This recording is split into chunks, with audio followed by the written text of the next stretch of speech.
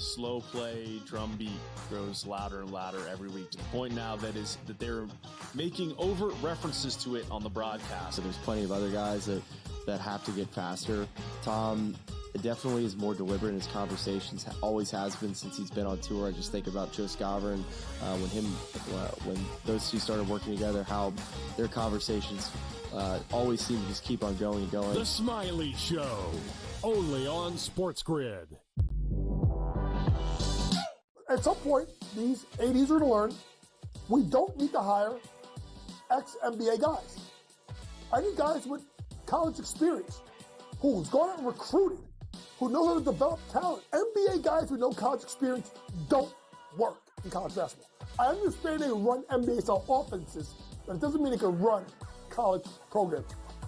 Betting above the rim, only on SportsGrid. But if it ends up being 1 versus 2, which seems likely because the Cavs have a 5.5 game lead over Boston, the Celtics 3 games clear of the New York Knicks. They're not unstoppable, not running away with everything, but for them to blow a 5.5 game lead on the backstretch in the NBA, already being a quality team outside of disastrous injuries, I don't buy that at this time. The early line, only on SportsGrid. Patino himself, in a clip that we just played, said basically the stats are not backing up the team's wins. St. John's is offensive glass. That's where a lot of opportunities for St. John's came from. St. John's does not shoot the basketball well. It might even be fair to say they shoot it poorly. They were 3 of 16 from deep last night. But it doesn't seem to matter to them. Newswire, only on SportsGrid.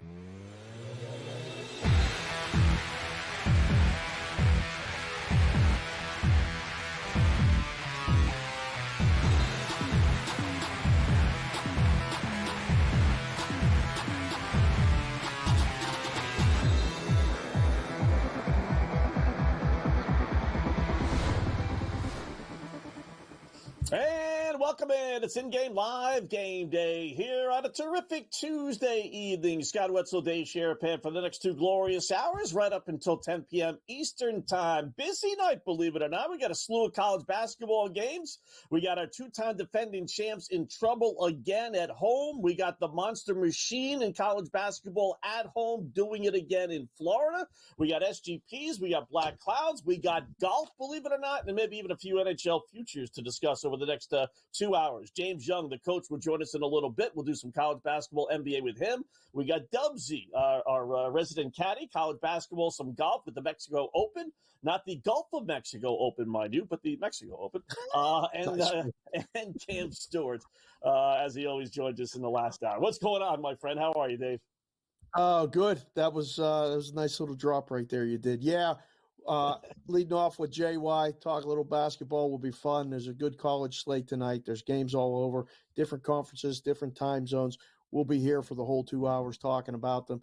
Dubsy's going to come in. I guess it's leg day today. The guy skips leg day all the time in the gym. That's okay. He's not skipping this week with golf, although I don't even know what this golf tournament is. I was looking at it briefly before the show, and I went, but I'm going to really rely on Dubsy to take that shift and control that one.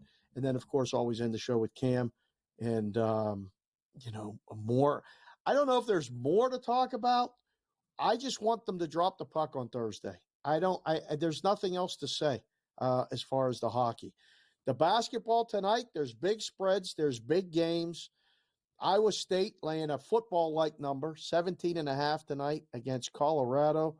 This one looks like a layup, but 17.5 is a lot of points. I don't really have a strong opinion about this one. You? I'm going to go with the under, but because 17.5 is just too much. Although I say that, and again, the boys in Vegas, they do a good job, Dave, of scaring you off games, right? Before I have this routine where I look at the matchups and I think who's going to win, and I know there's going to be some big spreads, but I say, all right, I'm going to bet Iowa State, or I'm going to bet Florida, right? And then I look at the point spreads and it's like, oh fudge, are you kidding me? And I try not to let that scare me off. But, Florida was one where they were 17 and a half, 18-point home favorite tonight, right? They're 10-1 against the spread this year at home, Florida is. Yep. 10-1. It's an automatic play, right? Now, I know they're playing a halfway decent team in Oklahoma. This is their chance to kind of make a statement, Oklahoma. I figured the line would be 10, 11, and it's 17, 18. I'm like, I can't do that, right? And here they are. It's 46-24 at the half, Florida by 22. And the line now is 26 and a half. I mean, it's just so sometimes you just bite the bullet and lay it if you really think they're going to win and cover the spread. Yeah, there's times, literally, I used to call it a stop sign. It's a stop sign when that spread is that high. The book's okay with you not betting the favorite, and if you'd like, you take the dog. Sometimes it's right. Now, 22-point deficit at halftime, and you're looking to take 26. Now, maybe we'll be looking while we're in game. I'll get the game on here. I'll be keeping an eye on it. There might be a time to jump in and take Oklahoma. We always try to buy at the peak. So maybe 26 and a half will be it. We've got to see the way the second half starts, though, because Oklahoma really struggled to score in that first half. I don't know what to make of UConn. I really don't. They're playing right now, and they're down to Villanova, 53-43, 9 minutes to go. And you just don't know when the right time is to jump in. You look at it and you go, okay, is UConn? I don't know. I really don't know. So that one is just kind of a, what do you call it? I referenced you with Walsh just on Game Time Decisions, a pregnant pause. This gives you the pregnant pause. Where you're like, right? Where you're like, oh, wait, hold on. I don't know. You know what's sad about that game from UConn's standpoint, Dave? This is the bounce back spot, right? They got upset Saturday at Seton Hall as 14-point favorites, in which they blew a 7-point lead with 36 seconds left, and then blew another lead in overtime. So you would think, all right, this is the prime spot, right? And they're losing again. This thing, someone on the podcast brought this out, and I had forgotten about that. Remember they were in Maui there or somewhere in that tournament where they lost three in a row, right? And in my mind, I said, yeah, but they lost to all three good teams. He's like, no, remember they lost to Colorado. I'm like, no, not Colorado. 1-12 Colorado in the Big 12? Yeah, they lost to Colorado this year. Right. I mean, they do have some nice wins. They got to win over Baylor. They got to win over Gonzaga. I mean, they're Heckle and Jekyll. No two ways about it. They got to win over Marquette. But I don't know. If they keep on losing like this, depending on what some of these other teams do in these other conferences, I mean, I can't imagine them then not getting into the NCAA tournament as two-time defending champs. They're going to get the benefit of the doubt. But this would be their third loss in their last 4 games. I mean, they're headed in the wrong direction. Very much so. Headed in the wrong direction. Real quick, games getting underway right now. We got to mention Texas Tech is playing TCU at TCU. The game closed around Texas Tech minus 7.5 as a road favorite. They're leading, actually. Let me hit refresh. 12-7 right now. The in-game number's up to 9.5 with Texas Tech. The total's up to 145.5. So we're on a way over pace already. There's another game, though, that's starting at 5:30 Pacific, 8:30 Eastern, that I want to mention here in the first segment while we can. Illinois is playing Wisconsin. And the Big Ten, we'll keep an eye on right now, Michigan State and Purdue. But this one tonight, when you see that number, Wetzel, what do you think? Because there's two glaring things to me when I see Wisconsin minus 3.5 and 160.5. Right. Yeah. For a Wisconsin game. I mean, man, it would normally take 2 Wisconsin games to get to that total in the good old days, right? So you're automatically, thinking under, and Wisconsin laying only 3.5 at home.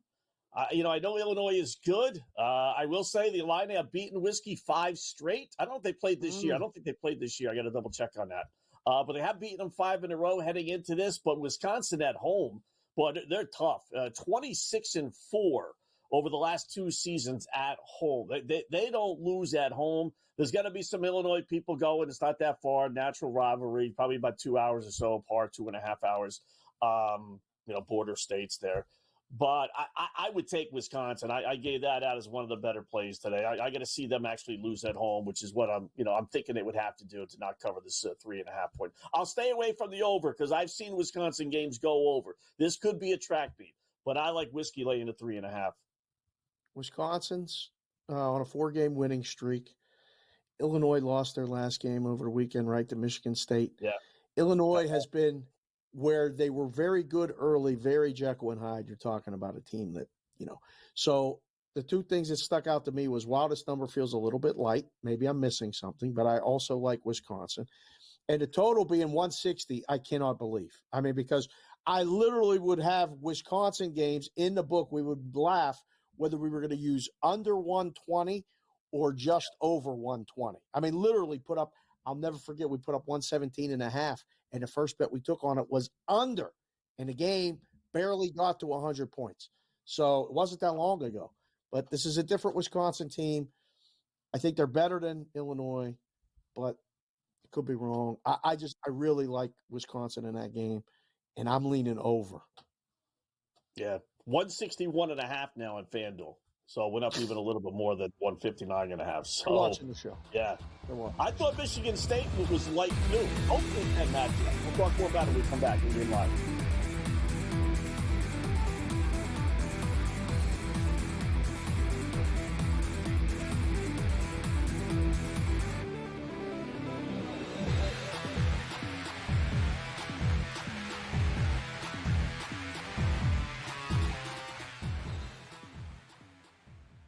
So my team didn't win this weekend, but I still did with this app that's taking over the game. Sports Millions Pick'em lets you make quick and easy predictions. Pick your favorite players, go higher or lower, and you can still win big even if your team loses. Plus, the multiplier is insane. With just a few picks, you can win big money.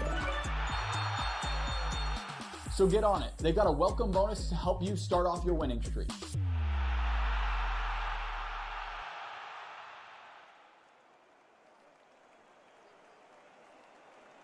There is going to be an energy to game time decisions that you will feel night in and night out. We're going to go through every single thing, and I've got a great team behind me that's going to help me get the job done. I want this to be the place that people come to. We are going to hit every single one of those markets that you need to know about. There is not going to be a better place, I promise you, than Game Time Decisions. We will have everything at our disposal, and we will use that to our advantage. I'm Kevin Walsh. Tune into Game Time Decisions from 6 to 8 p.m. Eastern on SportsGrid. The two guys that can do it all. Too much electricity this morning. This is a good time. We're having a lot of fun. I had to do a triple take. Ka-ching! Why? Because it's parody. I didn't mean to offend. Yeah, it's not going to happen. Load management is a dirty word. Let him rip. You know what? Circumstances provide the results. What? How do you do this once? Oh, Donnie, you got such a good show there. A network that is booming. The Early Line, only on SportsGrid. Your gut says Miami is going to win, and you should take the over. Your gut also said your NFT selfies would only go up in value. They didn't. But your head is on SportsGrid and knows the QB is in concussion protocol. The backup has a 45 QBR against the zone coverage. The New York D has the most sacks in the league. So yeah, trust your head. It's smarter to be on SportsGrid.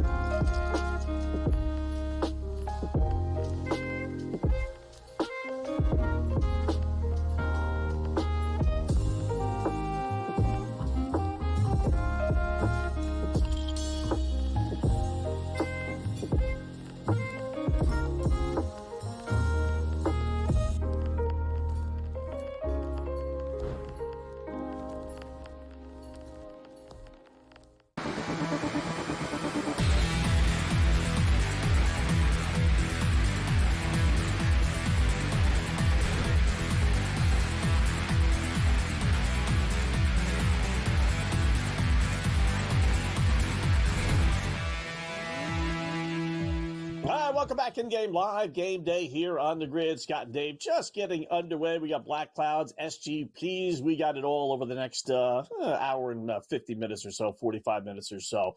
We're left to talk a little college basketball, Dave. Yeah, I thought both Big Ten favorites were surprisingly light tonight. 43-37, Michigan State as a 3.5-point favorite, much like Wisconsin is against Illinois. They were 3.5-point favorite over Purdue. I mean, listen, they're not playing a bunch of patsies here. Obviously, Purdue and Illinois both ranked teams, but generally you get a little more for being the home team. Michigan State's up 6. They're laying 6.5 now. The over/under 141.5. What did you think of this game originally? Nothing, to be perfectly honest. I really nothing. There's games where I'm looking and I just don't really feel strong about it, so I can't even sell you in a fake opinion. Okay. That's okay. I think no rule. Number one rule, right, in gambling, you don't have to bet on every single game. Simple as that. You don't force it. I felt like I missed something to be perfectly honest, with Michigan State. Like it should have been higher. That was my first thought. So again, I'm watching that. I'm watching that line, trying to figure out. I mean, it is already over moved. So you kind of go, okay, just sit and watch and maybe find a place to jump in. But nothing strong before the game. Nothing really strong. I can't figure out the Big Ten. The Big Ten has been usually, I feel like if I have a bigger feel for it or a stronger feel for it, and you kind of defer to Izzo in these situations, and you go, okay, yeah, Michigan State, that's easy. Is Purdue a good basketball team? One, and is Purdue capable of a run in March? I don't know. They always lose. They're like, they always find a way to lose. If they couldn't win last year with Edey, right? But they are a classic team that, their superstar player is gone. And, they may do better this year, or at least as good this year than they were without it. We've seen that so many times, right? Yeah.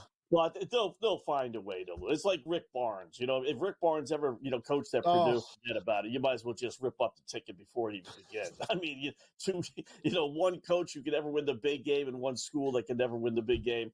And I always felt bad. I'll date myself. I always felt bad for Gene Katie.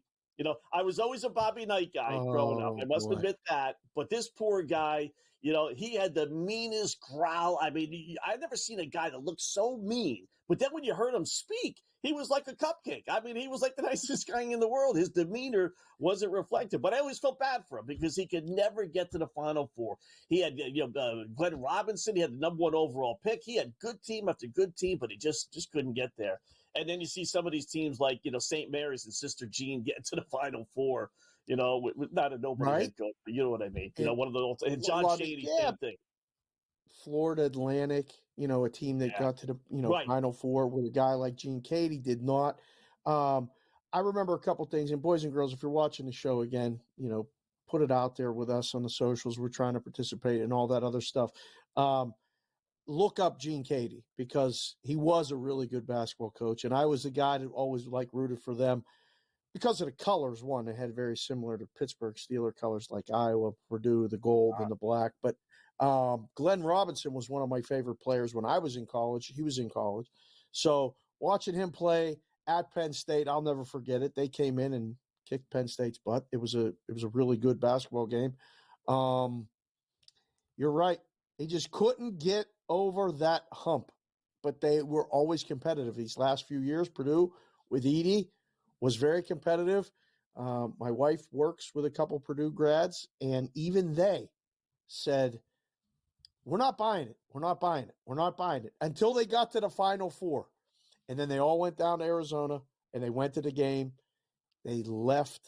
They didn't stay for the championship game because they said, we don't want to see our team lose.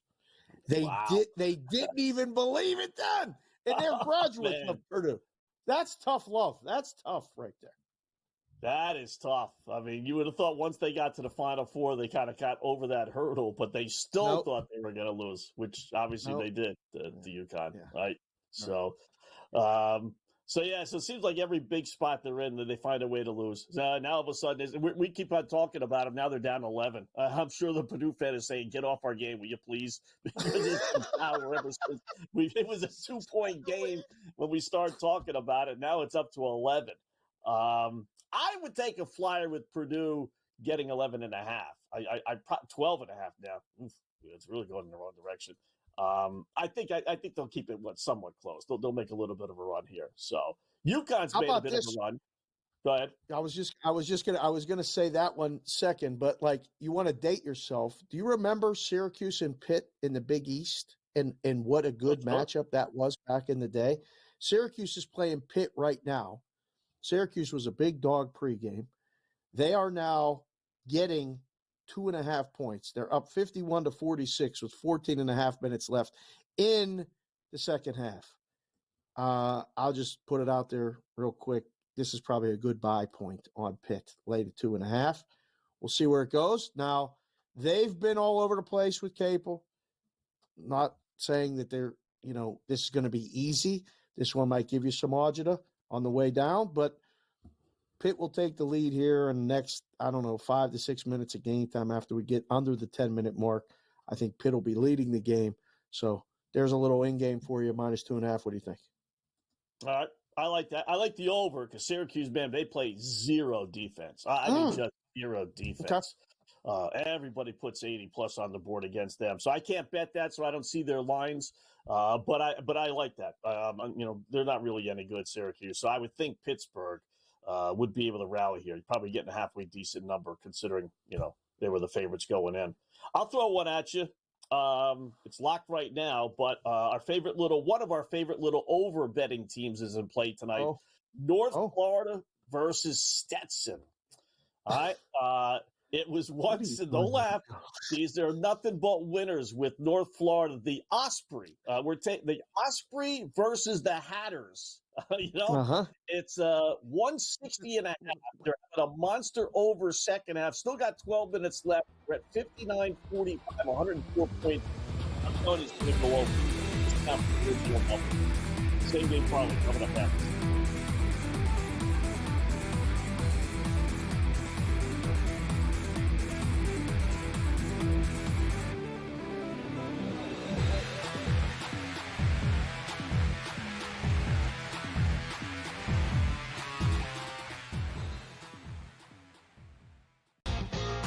Slow play, drum beat grows louder and louder every week to the point now that they're making overt references to it on the broadcast. So there's plenty of other guys that have to get faster. Tom definitely is more deliberate in his conversations, always has been since he's been on tour. I just think about Joe Scaver and when those two started working together, how their conversations always seem to just keep on going and going. The Smiley Show, only on SportsGrid. At some point, these 80s are to learn we don't need to hire ex-NBA guys. I need guys with college experience who's gone out and recruited, who know how to develop talent. NBA guys with no college experience don't work in college basketball. I understand they run NBA-style offenses, but it doesn't mean they can run college programs. Betting above the rim, only on SportsGrid. In a short format tournament like this, like the Olympics, now this is even smaller, only 4 teams, who's got the best goaltending? Over, you're talking 3 round robin games and then a knockout with 4 teams. So you're playing 5 games. I'm not sold yet, Mike, on the USA stuff, on the merch, but I think I'm sold on the USA at least being in the final. Only on SportsGrid. 20-34. They are 14 games below 500. Any given night, you have no idea who is going to play for Philadelphia. Embiid has missed so many more games than he has actually played this year. I will not bet on the Ravens to win the Super Bowl. I will not bet on the Ravens to win the Super Bowl. I will not bet on the Ravens because for the last 4 years now, I do it every year, and I want to hit myself in the head with a bat. The early line. Only on SportsGrid.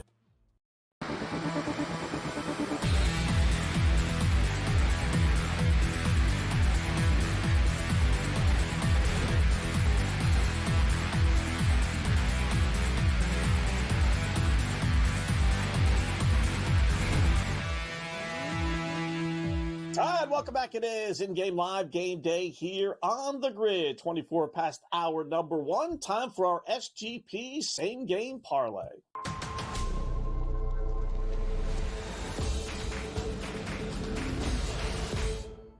All right. Just a reminder, we actually hit our SGP last night with a nice little 5.5 to 1, basically. It was kind of unorthodox. We were all over the plate with this thing, but it actually all came through with Kansas State covering. Good thing we bought the extra points. That they lost by 5. We were getting 5.5, and they won the first half, getting 1.5 and all this other goofiness. So, you know what? Let's follow Goofy with even more Goofy tonight. We got BYU and Kansas. I can't believe Kansas is actually an underdog to BYU in basketball. How about that? But you know what? This Kansas team, much like this UConn team, not that good. They really aren't. I'm going to lay the 2.5. Might be 3. FanDuel bumped it up to 3, but I had it at 2.5 earlier when we put this in. So, but either way, I'm laying the 2.5, 3 against Kansas at home. I think they're going to win. They're great at home. BYU is. I'm going to go under. Kansas still a monster, 17-6 under. They've had a rash of overs, but I'm still thinking that, moment of truth here. They're going to go back to playing some pretty good defense. Let's go under 148.5. That's a pretty fat number. I'm going to go BYU under. So if I think the game's going to go under and I think BYU is going to win, then I probably should go BYU under, right? So I am under 75.5 total points Cougars, and then I'm going to have BYU to score the first 50 points at minus 156.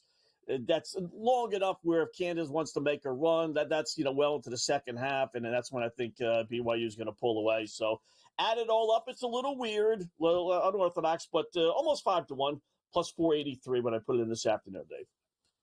It's not bad. That's kind of correlated, which may get you in trouble in some books, but not here on the show.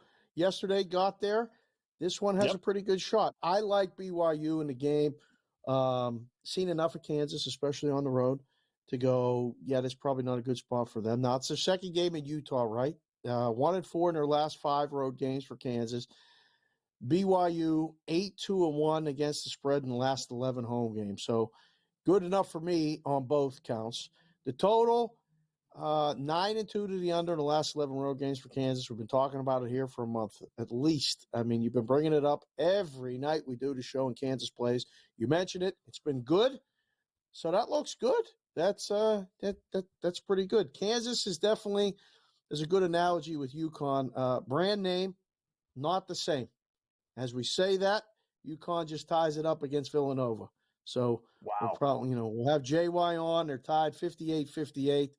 Kansas, they're going to find their pecking order, place in a pecking order in the Big 12. I don't know where it's at, but it's not where it usually is up top. A quick update, too. Pitt and Syracuse are tied 51-51, and it's only at the 12:52 mark. So talked about that before the break. That'll be good. What do you think? I really thought this was going to be your black cloud play of the night, the Kansas under. I thought about it. Did you? I thought this would be one. Yeah. Okay. All right. So you got one cooking for later for that black cloud play? Yeah. Yeah. I mean, Kansas, BYU 21-4 at home. I mean, they don't lose at home. They really don't. This is the second, they lost at Utah. So you're right. The second game. And I know Colby talks about that all the time. And I agree to a certain extent. Once you're out there already, you made the trip, especially if you lose the first game. So I do expect an honest, firm, absolute effort out of Kansas. But again, we could have said the same thing about UConn, right? And they may end up winning tonight, but it's not like they all of a sudden regrouped and said, okay, uh-oh. You got a hockey game tonight? What Oh, tied. All right. Yeah. We're tied. All right. So that was a good alert. I thought it was Thursday. I thought we got fast forwarded to Thursday. I know. I was like, whoa, what did we miss? The hockey one. What just happened, right? Yeah. Right. That's good. That's good. I like that. Left. Keep us on our toes. Yeah. Tied at 58. Not bad. This could just be one of those wacky nights, right? Because I know this is a nothing game, but one of our guys went to Austin P on the podcast, and they were playing Bellarmine or Bellarmine or whatever they pronounce it. Bellarmine. Is it mine or mean? I think it's a long I. Bellarmine. I think. Bellarmine? Okay. I think so. Well, Stinking Bellarmine is winning tonight with 23 seconds left by 26. They have 3 wins all year. And they're winless in the conference. And Austin P was actually playing better. And not every team gets in the the postseason tournament. You got to finish in the top 8 in their conference. I mean, this would be just an awful loss for AT's Austin Peay. Oh, brutal. Coach Young coming up next.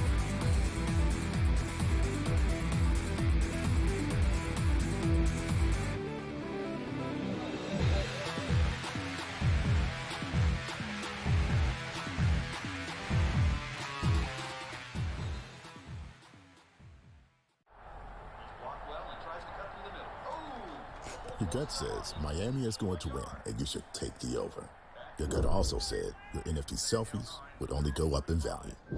They didn't. But your head is on SportsGrid and knows the QB is in concussion protocol. The backup has a 45 QBR against the zone coverage. The New York D has the most sacks in the league. So yeah, trust your head. It's smarter to be on SportsGrid. Anyone that's been to a sporting event, the atmosphere before a game, I think Game Time Decisions has that same exact atmosphere. This is our arena.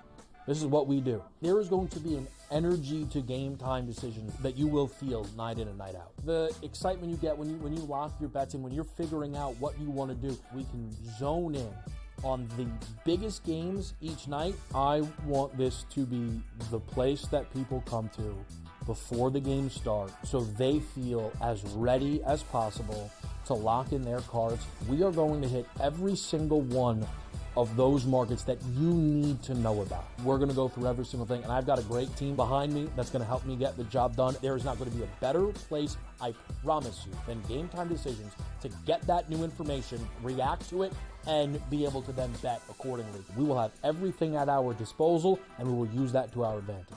I'm Kevin Walsh. Tune into Game Time Decisions from 6 to 8 p.m. Eastern on SportsGrid.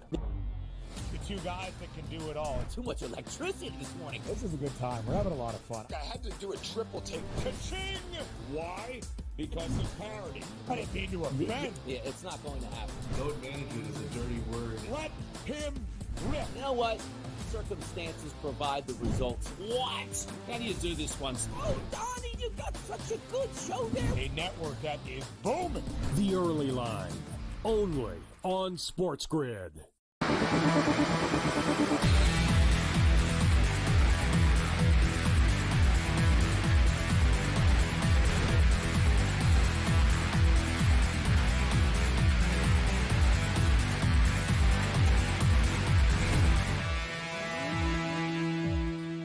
And welcome back in Game Live, Game Day here on the Grid. Scott and Dave, hour number one, checking out some college basketball, a little peek at the NBA as well with our next guest, the coach. You see him here all the time here on SportsGrid, Mr. James Young. What's going on, JY? How are you tonight? I was good. I had, Villanova plus the 8.5, and now I'm sweating bullets. I mean, shout out to Villanova. I go to the Villanova game against Xavier Super Bowl Sunday, and I see that Eric Dixon proceeds to shoot the ball every time for about a 6-minute stretch. That's how they got the game open. So now they're in a tight game, and Wooger Poplar is can't dribble the ball, shooting air balls, committing charges. I mean, just what a comedy of errors by this team. 51-39, and they may not even cover the damn spread. It's just take a deep breath. It's fine. We won't worry about that game right now. What the game's going on? I saw your list. Did you have Michigan State? Do you like what you've seen from Michigan State? Michigan State had a nice win at Illinois. I want to ask you about that game later because it's coming up right now. But Michigan State, that number looked like to me be pregame. They're up 8. Let me hit refresh. 58 minute mark to go.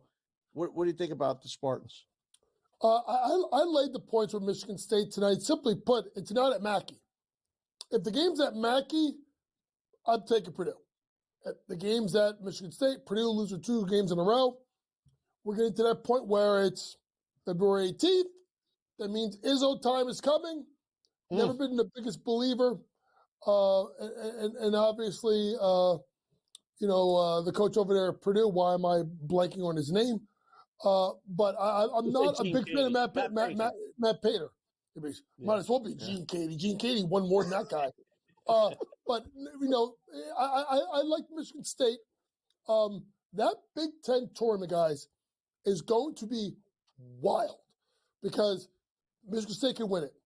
Purdue can win it. Illinois can win it. Wisconsin can win it. UCLA can win it. Maryland, even if they don't play well on the road, they got the kid Queen. They can win it. Rutgers, if they ever can figure out how to score, can win it. It'll be interesting to see, but yeah, it'll be pretty wild. Can Penn State Should I not rip up my Rutgers Final Four ticket then? Is that what you're telling me? Yeah, I would rip it up. They're not going to make the damn tournament. And you know the thing is, and I was, I did the podcast. Obviously, Maddie the producer, Maddie George, our producer, does my betting about the Rip podcast.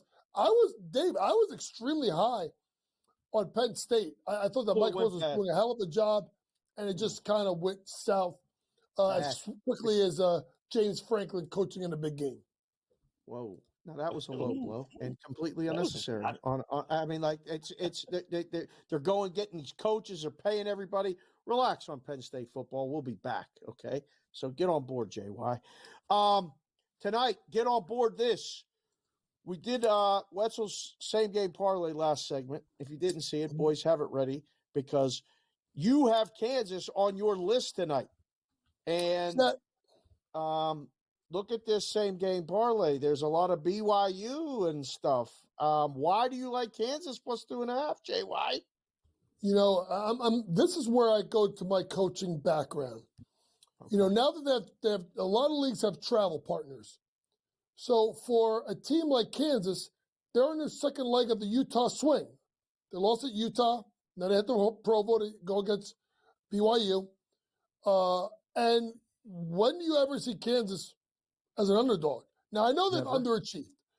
But when you look at Dickinson, Storr, Abrams, Harris, Mayo, Bill Self, like this team, everybody talks about all these teams that have underachieved. Why isn't everybody talking about Kansas? So I think this is a buy low spot here. So I did like Kansas plus the 2.5 tonight.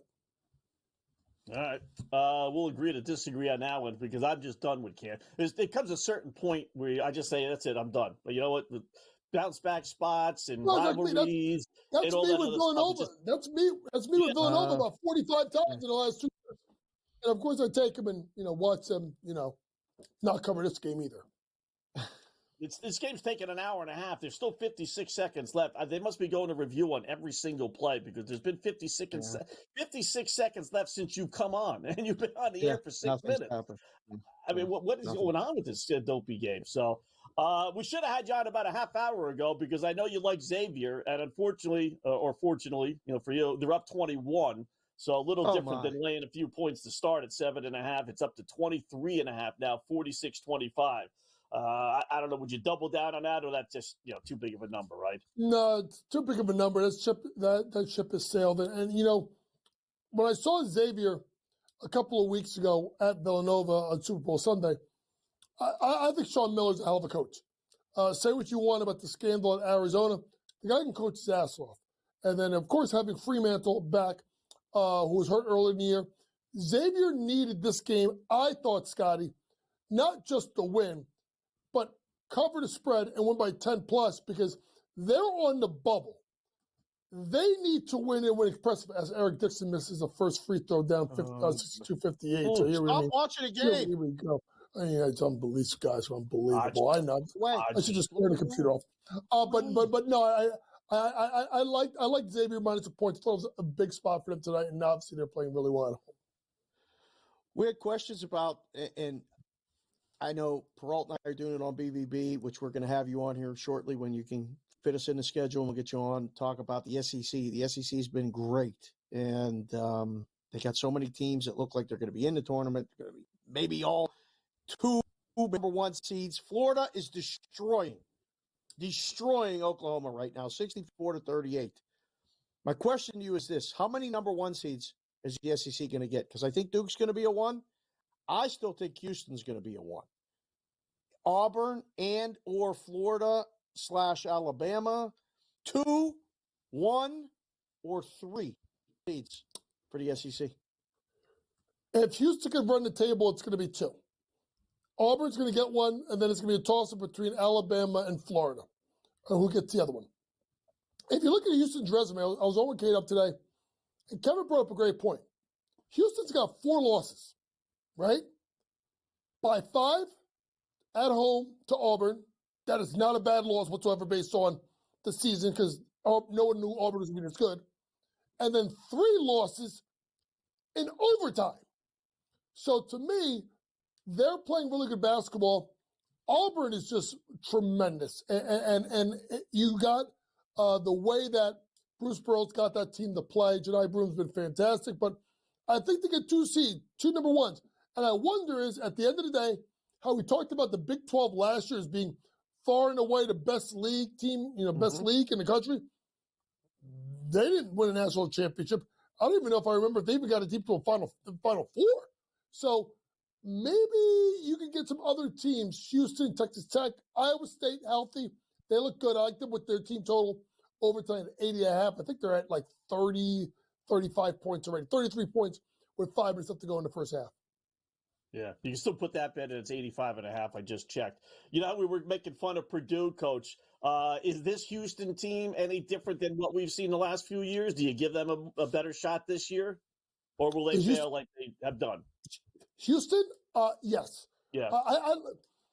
I think LJ Cryer, it's a closer. Udon, the kid they got from Oklahoma, is great. I think with them, they're going to need Emmanuel Sharp, who had an ankle injury earlier in the year, has come back, has not looked good.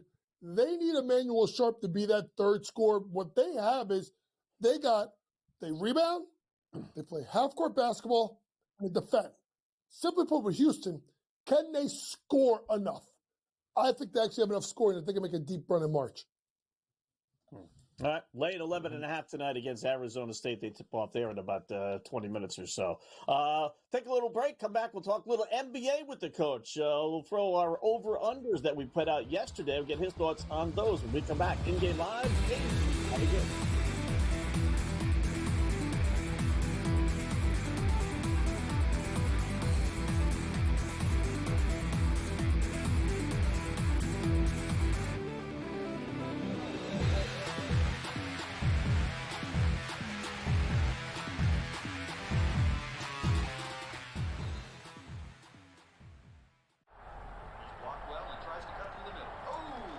Your gut says Miami is going to win, and you should take the over.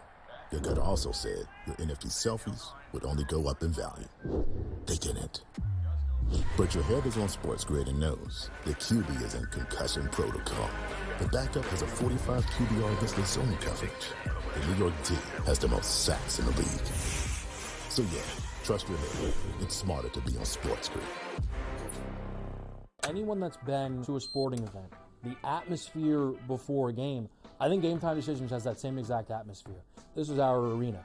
This is what we do. There is going to be an energy to Game Time Decisions that you will feel night in and night out. The excitement you get when you lock your bets in, when you're figuring out what you want to do, we can zone in on the biggest games each night. I want this to be the place that people come to before the games start so they feel as ready as possible to lock in their cards. We are going to hit every single one of those markets that you need to know about. We're going to go through every single thing, and I've got a great team behind me that's going to help me get the job done. There is not going to be a better place, I promise you, than Game Time Decisions to get that new information, react to it, and be able to then bet accordingly. We will have everything at our disposal, and we will use that to our advantage.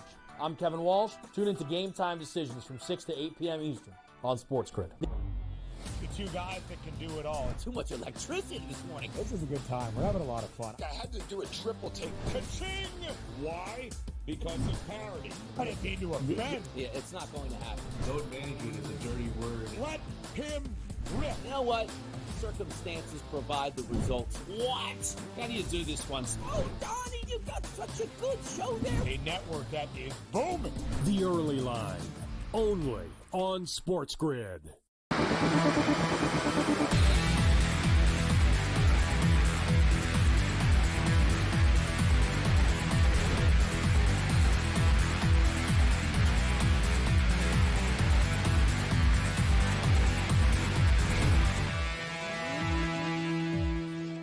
welcome back in Game Live, Game Day here on the grid. Good news for those that were following Villanova as far as the original line. They did lose. They found a way to lose, but they did cover the 8.5. They lost by only 7. Fickle fate of gambling. They miss a shot. UConn gets the rebound with about 3-4 seconds left, and Villanova doesn't foul. They foul. Villanova hits 2 free throws. They probably win by 9. They cover the spread. Villanova doesn't foul. They let UConn run off the final couple seconds, and they cover by 1.5 points. So 66-59. Villanova scored 6 points in the final 12 minutes of the game. 6 points they had a 14-point lead. No, but Scotty, here's the crazy part. Eric Dixon, if anyone knows anything about Villanova, I talked about this with Caleb earlier. Eric Dixon is their All-American. I mean, this kid is good. It's 23.2 points per game. Leads, I think, the country in scoring, if not mistaken. In the last 13 minutes, Eric Dixon took 3 shots.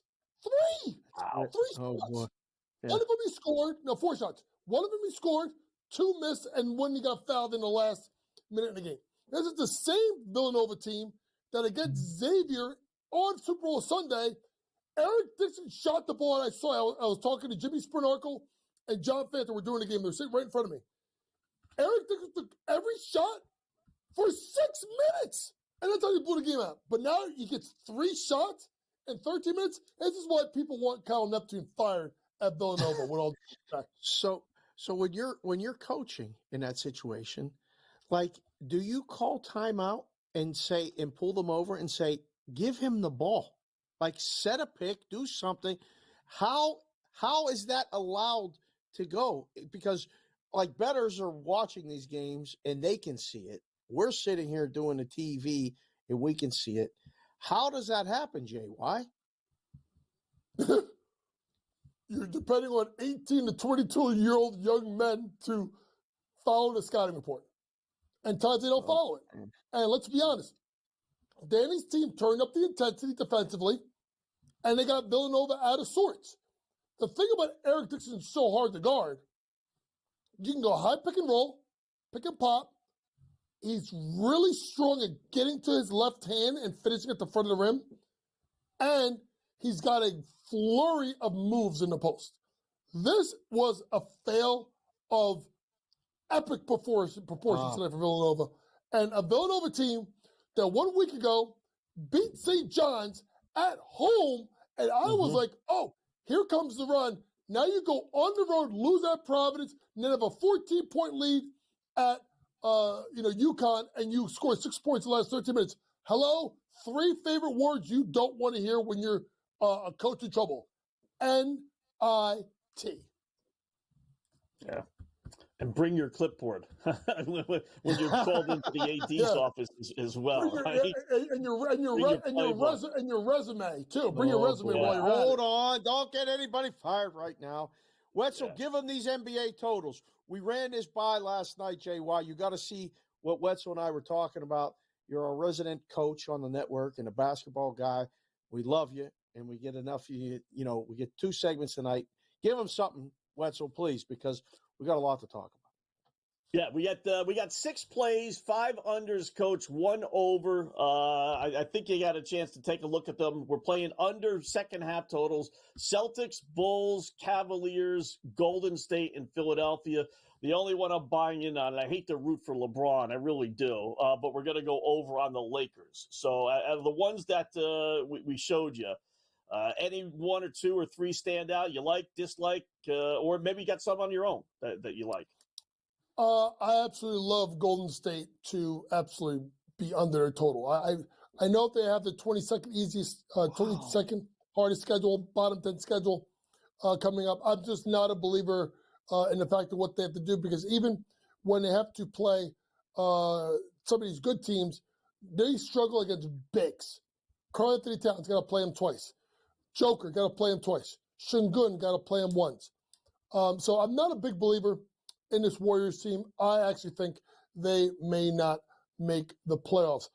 In regards to Cleveland, 63.5 is such a large number to put out there. Cleveland's schedule's in the middle of the pack, 14th toughest. I think they go under it because I think New York and Boston will be battling out Here he for goes. that 2 seed. Here he and goes with the Knicks they're stuff. Here he goes. No. Hear me out. You know, some of the other ones you had, Lakers. I'm gonna go under. They have 30 games left, 6 toughest schedule, including 2 against Oklahoma City, and I struggle. And they have to play the Nuggets 3 times. I think that's their problem. Bigs, guys, they had to go get Alex Len off the scrap heap. They threw. Hey, yo, Alex Len, do you want to come play? Sure, go get your jersey on. You're in the starting lineup. Come on now. And So you're not buying about Luka the Luka thing? You're not buying the Luka to the Lakers is making them the second best team in the West because Houston's been good. They've come back a little bit. Memphis has been good. They're hanging. Oh, hell no. Oklahoma City, listen, Oklahoma City is better than them. Clearly better than them.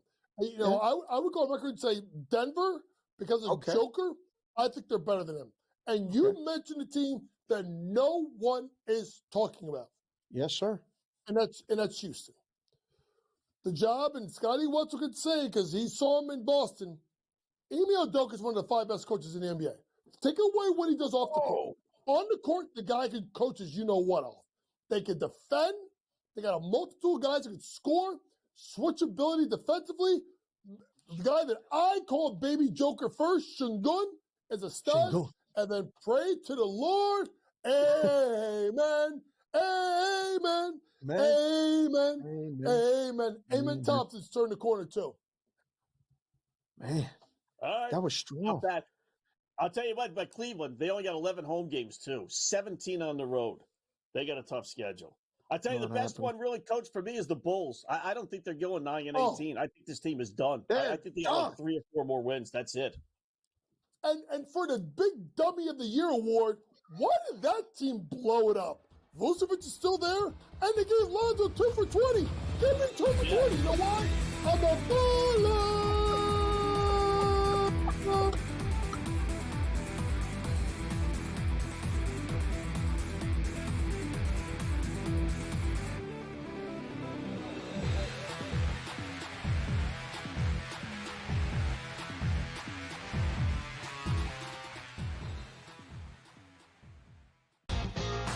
Slow play, drum beat grows louder and louder every week to the point now that they're making overt references to it on the broadcast. So there's plenty of other guys that have to get faster.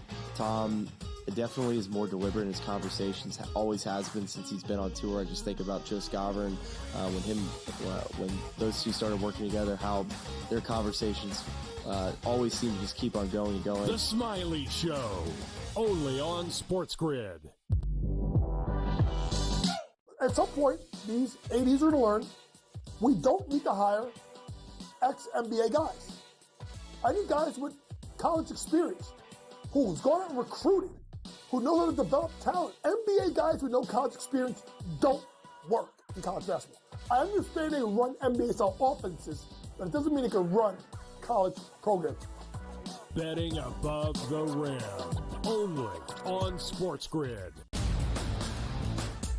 But if it ends up being 1 versus 2, which seems likely because the Cavs have a 5.5 game lead over Boston, the Celtics 3 games clear of the New York Knicks. They're not unstoppable, not running away with everything, but for them to blow a 5.5 game lead on the backstretch in the NBA, already being a quality team outside of disastrous injuries, I don't buy that at this time. The early line, only on SportsGrid. Patino himself, in a clip that we just played, said basically the stats are not backing up the team's wins. St. John's is offensive glass. That's where a lot of opportunities for St. John's came from. St. John's does not shoot the basketball well. It might even be fair to say they shoot it poorly. They were 3 of 16 from deep last night, but it doesn't seem to matter to them. Newswire, only on SportsGrid.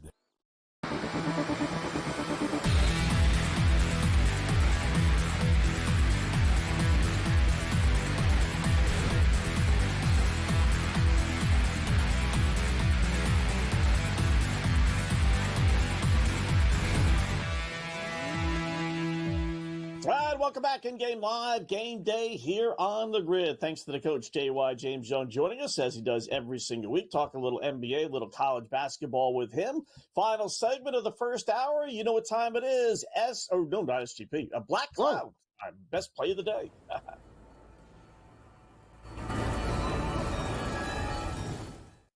All right, this is a good one. You know what? The schedule is limited, but I would pick this game if we had 20 games on the board versus the 4 or 5 that we have starting here in a little bit. It's one of those, like, you got to pinch yourself. It just still looks too good. I mean, it really is just like, all right, get to it, Scott. Shut up and give us the play, will you? First up, I will tell you that we did lose last night. Always transparent. We hit with our SGP, but we lost with our Black Cloud. So tonight we're going to the SEC, Dave, where LSU is hosting South Carolina. Laying only 2.5 are the Tigers, who are good, especially in SEC play, where they only got 2 wins. But that's 2 more than what South Carolina has. I love LSU tonight. Here's why. First and foremost, SEC, South Carolina. 0-4 or SC. 0-4 against the spread as road underdog run, which they are tonight. How about 1-14 as an underdog straight up this year? And I'm not going to worry about laying 2.5. You know, the chances are pretty good if LSU wins, they're going to cover the spread, right? South Carolina 1-14 as dogs. LSU, you ask? How about 10-0 as favorites? If you look at LSU's schedule, they've lost, quite a bit. They only got 2 SEC wins, but all their losses have come against really good teams. They're 11-0 against the mediocre teams, unless you want to count Pittsburgh as a good team. They did lose to Pittsburgh. So they would be 11-1. They can't beat the ranked teams. They can't beat Auburn. They can't beat, Alabama. They can't beat Florida or Tennessee. And that's all the teams they've played. And they've lost to them all. But all the mediocre teams, they've beaten them all. And South Carolina clearly falls into that category. Plus LSU is at home. I mean, that's a big 10-0 as a favorite versus 1-14 as an underdog. And I'm only laying 2.5. Wow. And, by the way, South Carolina's lost 12 straight heading into this game. They have some close losses, but all of those have come at home. On the road, 5 of their 6 road losses in the SEC by double digits. I don't know if they lose by double digits tonight, but everything points to LSU. Man, I love LSU tonight. Double, triple your play. Put $3 on it, not just $1 tonight. That's fine. Yeah. It's funny because gambling is great. You can find angles in every game. This game, you're telling a fib if you think that you would bet this game if you had 20 games to pick from. But that's fine because I think you found gold here. This is one most people will just go over and pass on. You look at the last 10. South Carolina's lost all of them. 2-8, though. 2-8 for LSU in their last 10. But I like those trends that point to them winning games. Like you said, 10-0 is a favorite. Not many times being a favorite, but all 10 that they were, 10-0. This sounds like a play. Speaking of plays, the producers have a play tonight, and that game's coming up right at the top of the hour. If the boys can find it, you can throw it up. We'll give you a shout out right now. Houston on the road at Arizona State. Producers play tonight. The boys put together a nice graphic. I saw it listed in the rundown, and it's there. I'm going to say Arizona State. I bet they take Arizona State. You want to. You do. That's a lot of points. Right. But I would rather. Letdown game, too, after beating Arizona. It is. Minus 11.5 right there. Producers pick. They're not afraid. They've been hot lately, too. So there you go. I just had to get that in there before we get to Dubsy because you really never know. When this guy, Dubsy, comes into our show, he gets loose. He's fired up. I mean, I don't know how he's going to come on and talk about this golf, but I'm prepared for Dubsy to come on and talk about college basketball. We might have to run the Laker thing even by Dubsy because he's out in L.A., and he might be buying into the Lakers and the Luka and all that other stuff. So, yeah, this is gonna be good. Another segment. I mean, JY killed it. Dubsy killed it. This is like an all-star team tonight. I like it. Yeah. Will he defend LeBron who, by the way, did you see he sent out a video of himself working out with his daughter today? What a no. What a schmuck. Yeah. The same guy that yesterday or 2 days ago couldn't play in the All-Star game, right? Because he was sore, his ankles and all that other stuff. Yeah. Sends out a video today of him working out with his daughter. Can't make this stuff up. Can't make it up.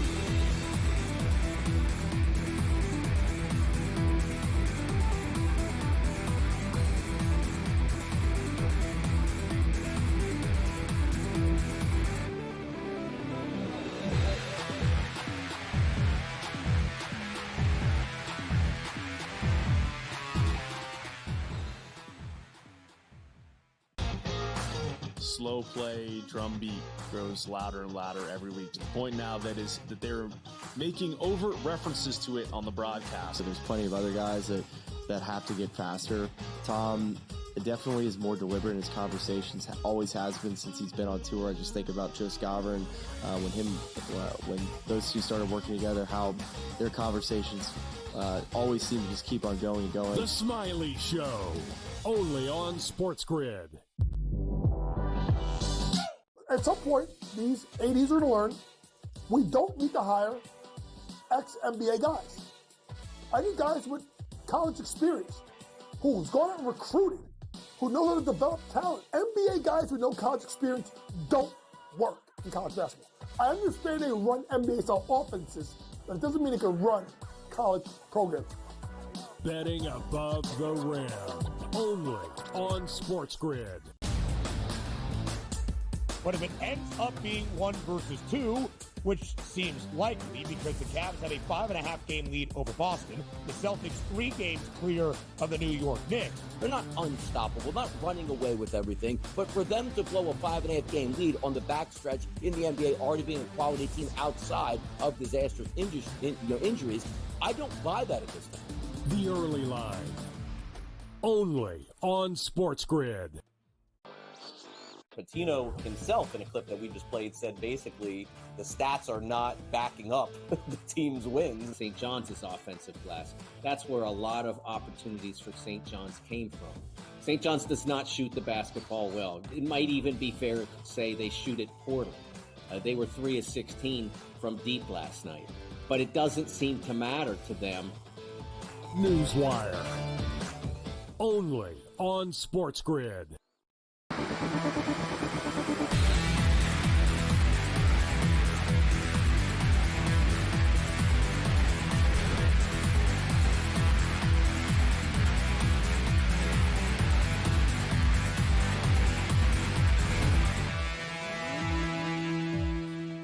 All right, welcome back in-game live. Game day here on the grid. Hour number 2 of our 2-hour extravaganza. Scott and Dave until 10 p.m. Eastern time. Busy second hour. We'll continue to talk a little college basketball. Take a peek maybe at the hockey game, which is not tomorrow, but unfortunately it's the following night. NBA does resume tomorrow with 1 game. Lakers and Charlotte Hornets. Way to kick off the second half of the season there, boys, with a bang. Let's talk a little NBA, maybe a little college basketball, a little golf as well with our good buddy Dubsy. Dubs Anderson, who you see in here all the time here on the grid. Great. What's going on, Dubsy? How are you tonight, bud?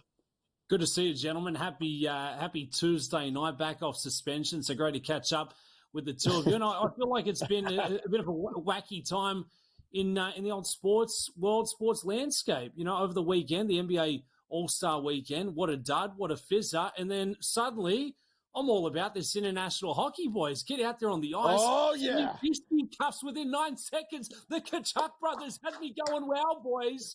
My new favorite international sport, the hockey. I love it.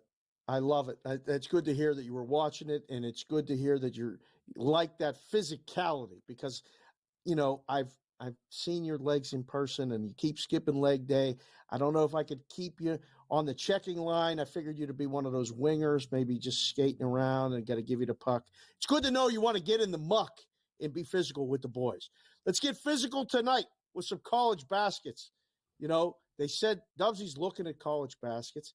He's all over the board. He's talking about different things. We just gave out the Black Cloud play tonight. Wetzel's all over LSU tonight. Did I see LSU make your list tonight, Dubsy? Yeah, you did, and you can call it biting picks, stealing picks from opposite picks, but we're absolutely in line. I've got a little starting 5-pack, if you will. It's not going to feature LeBron James because he doesn't want to play at any given Tuesday, but let's start with the college hoops. LSU, and this is a great way that I love playing it, which I guess a lot of bettors sort of not accustomed to, is the old win margin. So I like LSU. I like them to cover the points, but you can get a better bang for your buck by playing them to win between 1 and 10. We know they win this one straight up. We get plus 170. I think it's a fantastic return. And you just find yourself with a little bit more insurance. So give me LSU. I think after that big win, that rallied from off the pace like a closing racehorse over Oklahoma, they'll be buoyed by this one. South Carolina, they're not going to put up a much in the form of a big fight. Let's get it out. Nevada taking on Colorado State. Don't turn your back on the Wolfpack, baby. Here they come on the money line. Plus money peaches on a Tuesday. And if you look at the Mountain West, a lot on the line. Final couple of weeks, I think they're going to have that motivation to roll into this one and get that score straight up. So we'll take Nevada. We've got Minnesota, UCLA. I like the points in this one. Bit of a track meet. And then contrary to the old Minnesota, UCLA, Fresno State, San Diego, we're going to finish with a bit of a dud to close out the Tuesday night with the college hoops. So a little 4-pack, if you will, Sharapan. Your boy ain't talking those crunches with the old dumbbells. 141.5. Give me a snoozer. I don't want to see a single point in this thing. I just want nothing but bricks from end to end. That's how we're playing the college slate. All right. That's not bad. I like some of that stuff. I do like the under in the UCLA game, but I play them under all the time. Can't go wrong with betting an under in the San Diego State game, right? So why not? Let me throw a couple of golf things at you, Dubsy, here, just before we get to the Mexico Open. So I'm trying to watch this New York Golf Club stuff. First of all, is that even in New York? Is that, arena, if you want to call it, is that in New York? Can I go there and can I heckle? Are there standings for these things? Do they have 18 different greens? I mean, how does this work? And I still, and Sharapan's laughing at me, but I bring it up all the time. I don't know where the ball goes. I see them hit the ball. I don't see it hit the screen. I don't see it ricochet up, down, sideways. I don't see it drop. Where is the ball going? It's a tough one, boys, and we've all played a bit of simulated golf. I've got big concerns on how accurate it truly is. TGL, which is what you're referring to. We've got New York going against the Jupiters here this evening. It's at the SoFi Center, which is state-of-the-art technology, as good as it gets. It's over there in Florida.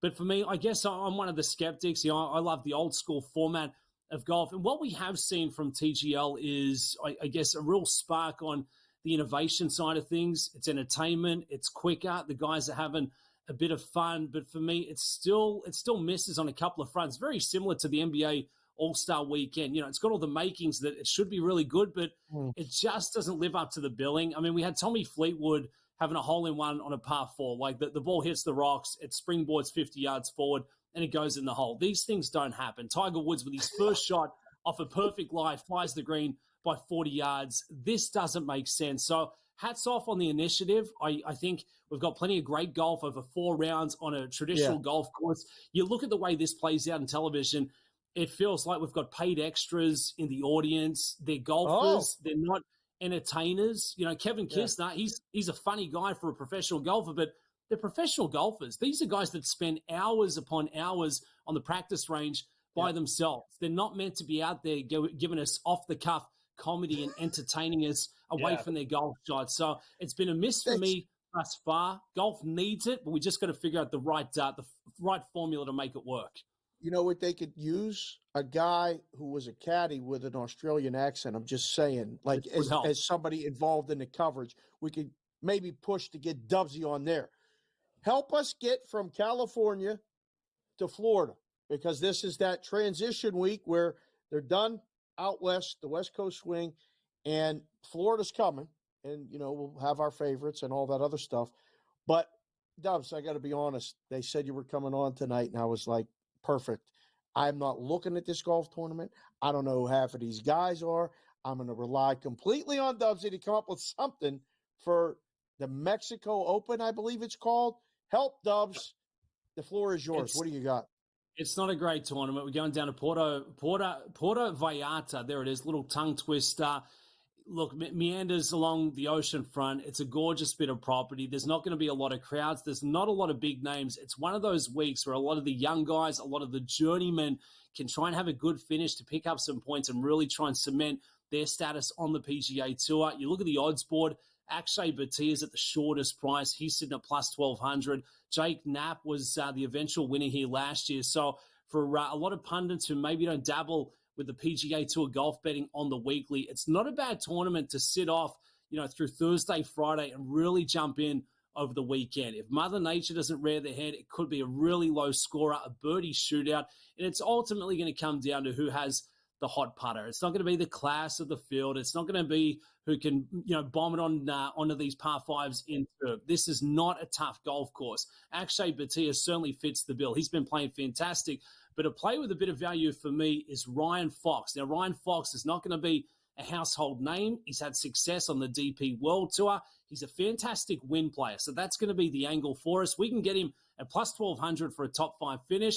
He's 56th in strokes gained putting. He's 20th in driving distance. He can get it done. The tougher it plays, he can also go after a golf course and play it really, really streaky. He's only had one start this year on the PGA Tour here stateside at the WM Phoenix Open. He punched his ticket. He made it through the weekend. He's 70-1 outright. He's plus 1,200 for a top 5 finish. This is a guy who's shown up at the majors. He can mix it with the big names. You give him a wide open field this week in the Mexico Open, he's certainly going to find his way into the mix come Sunday. There you go. Yeah, FanDuel's got him at 60-1, so I just put a couple shekels on him there, Dubsy. Not surprised you don't like that other goofy golf, because I don't see any caddies there, and we don't want to put you out of business. We don't want that thing to be too successful without caddy. Just can't have that. So, give me the job, boys. There you go, bro. Appreciate it.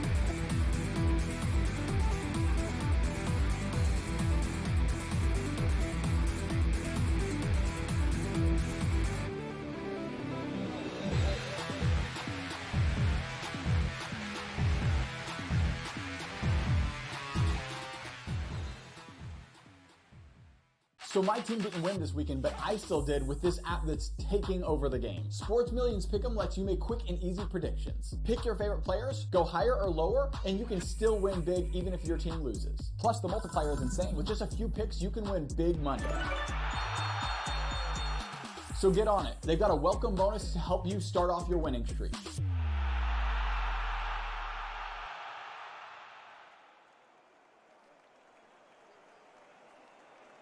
There is going to be an energy to game time decisions that you will feel night in and night out. We're going to go through every single thing, and I've got a great team behind me that's going to help me get the job done. I want this to be the place that people come to. We are going to hit every single one of those markets that you need to know about. There is not going to be a better place, I promise you, than Game Time Decisions. We will have everything at our disposal, and we will use that to our advantage. I'm Kevin Walsh. Tune into Game Time Decisions from 6 to 8 p.m. Eastern on SportsGrid. The two guys that can do it all. Too much electricity this morning. This is a good time. We're having a lot of fun. I had to do a triple take. Ka-ching! Why? Because of parity. I didn't mean to offend. Yeah, it's not going to happen. Load management is a dirty word. Let him rip. You know what? Circumstances provide the results. What? How do you do this one? Oh, Donnie, you got such a good show there. A network that is booming. The Early Line, only on SportsGrid. Your gut says Miami is going to win, and you should take the over. Your gut also said your NFT selfies would only go up in value. They didn't. But your head is on SportsGrid and knows the QB is in concussion protocol. The backup has a 45 QBR against the zone coverage. The New York D has the most sacks in the league. So yeah, trust your head. It's smarter to be on SportsGrid.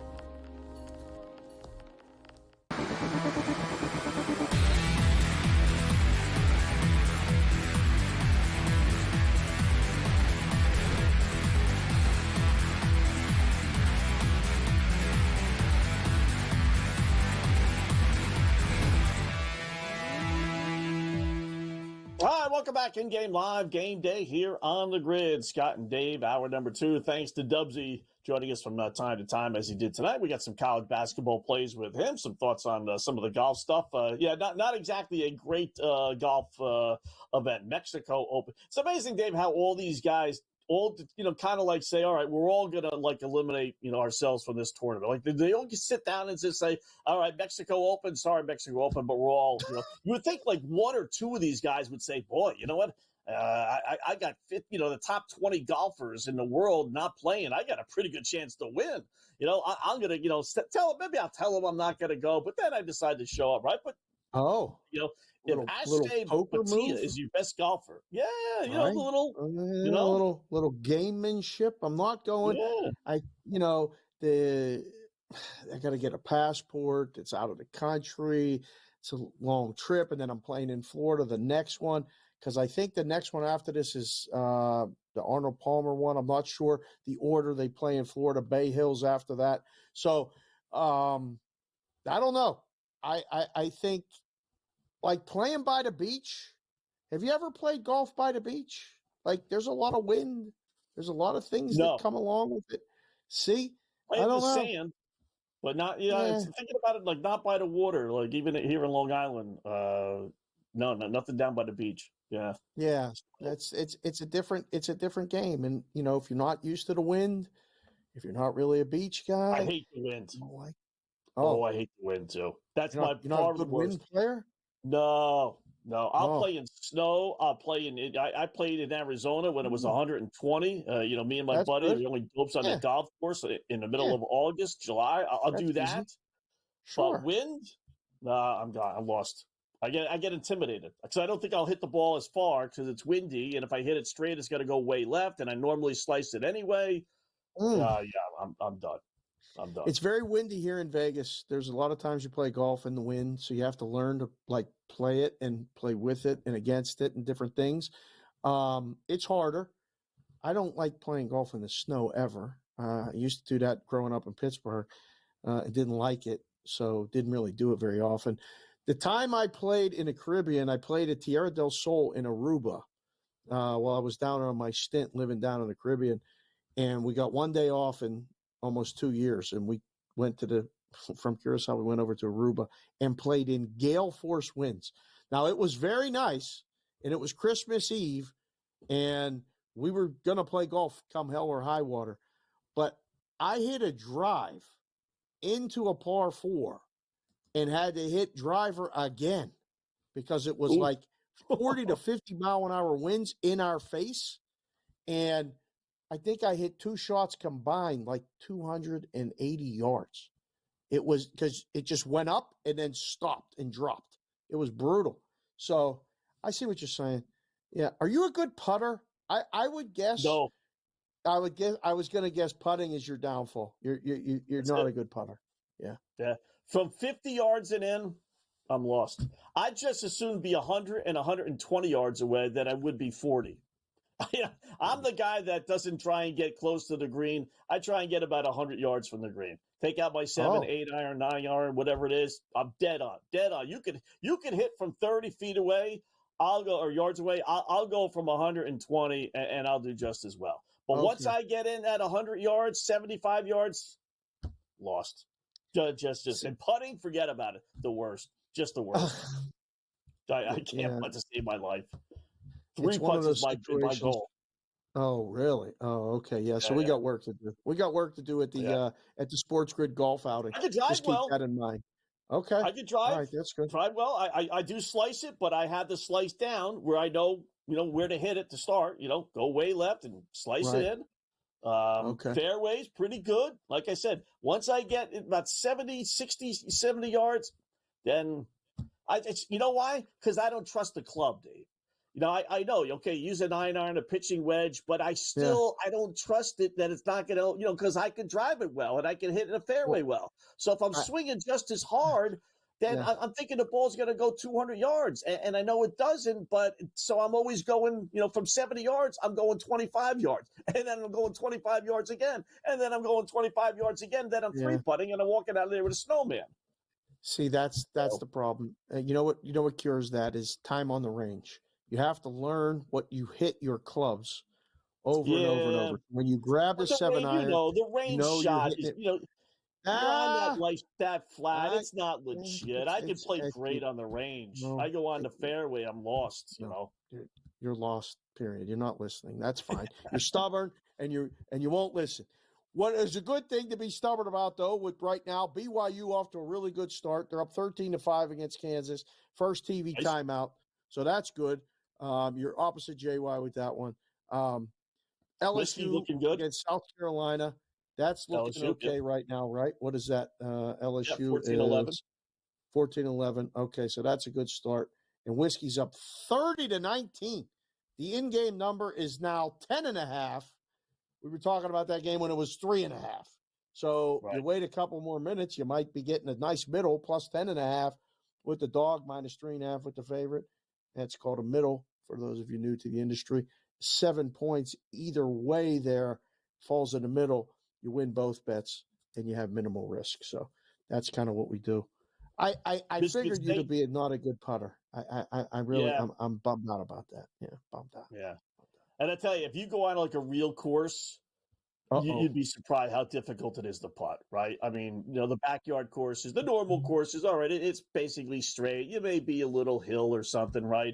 But when you go on to real courses, when I used to play in Arizona, you start looking at these greens, you're going up, you're going down, it's like a roller coaster. It's like, holy fuck. You appreciate these guys staying there for an hour trying to read their putt because it's like, that's really tough. I'll 5-putt those, Yes. Those I might as well just get a cue stick. Well, can you shoot pool now that we're talking about this? Or you're good? Yeah, I grew up in a pool. Lefty or righty? Are you lefty or righty? Well, Which righty. way do you? Okay. Ping pong both ways. I'm a good ping pong player. Pool righty. Oh yeah. 100%. We'll have to play ping pong someday when we finally meet in person. We've done all these shows. Game now. I haven't played in a little while. That's my game. Oh yeah. That's my game. Pool's a little broken home. But ping pong. Oh yeah.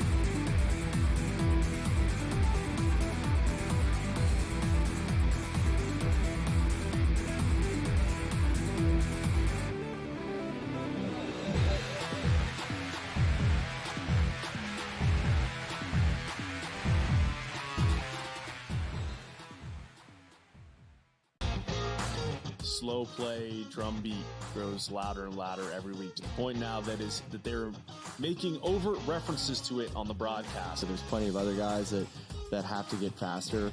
Tom definitely is more deliberate in his conversations, always has been since he's been on tour. I just think about Joe Scaver when those two started working together, how their conversations always seem to just keep on going and going. The Smiley Show, only on SportsGrid.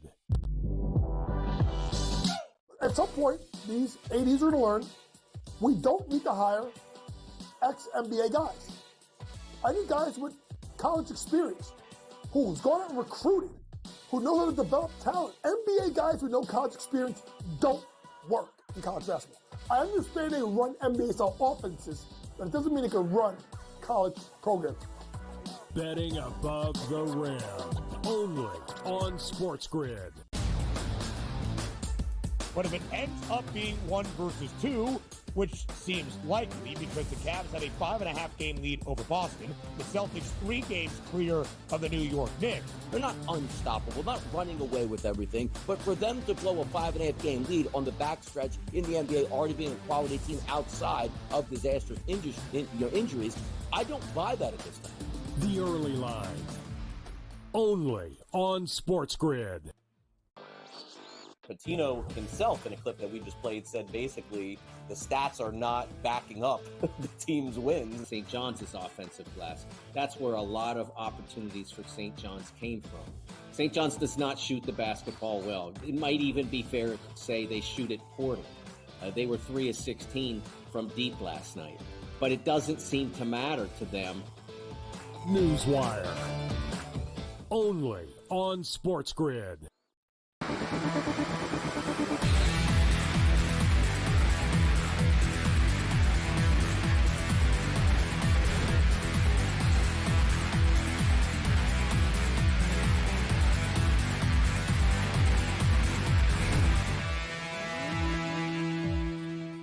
welcome back. In-game live game day here on the grid. Scott and Dave checking out a little college basketball. Let me throw some finals at you. Gave out Pittsburgh. Dave, you mentioned that since I don't have Syracuse. I'm here in New York. But Pittsburgh once down, actually down 7 at the half when we brought it up, or early second half anyway. They come back, they win by double digits, cover the original number, 80-69. So cha-ching on that one. UConn, and we talked about this, they did rally. They ended up winning against Villanova, but they didn't cover the original number, 66-59. But if you played them when they were down double digits second half. Michigan State beat Purdue, covered the number, but I told you, right, when it was 11.5, 12, I said I'd take a flyer on Purdue. Hopefully you guys listened. They end up losing by 9. Good win by Michigan State. I thought that one was just a low number. I didn't really like this game, but Mississippi State ended up beating Texas A&M 70-54. That was kind of an easy. Cool. Yeah, that's one of the reasons why I didn't like it. It was just kind of weird. Florida blew out Oklahoma, 85-63.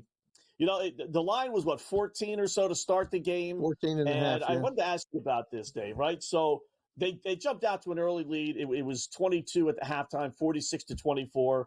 And I've seen games like this where a lot of times in football, but in basketball as well. So line is 14. And Florida State's leading by, 20, 18 or so. A lot of times they'll make the line lower than what the original line is, thinking, okay, Oklahoma in this case, they're going to make a run somewhere along the line. This game, that was not the case.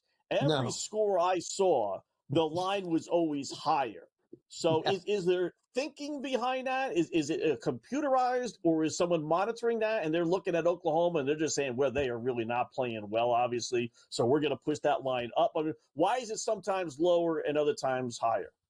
I think it's sometimes it is done individually and someone has eyes on the game. A trader's assigned a specific game and can sprinkle a little bit of an opinion in it as the computer spits out a number, because it's constantly working and it's constantly giving you a number. Some places just automate the entire process and live with the results that way. So you will get variance in that. But I think with really good teams against really bad teams, you don't want to give away. I used to say the expression I used was give away the store. You don't want to give away the store on a team and give you an opportunity to the better at laying a number that's comfortable.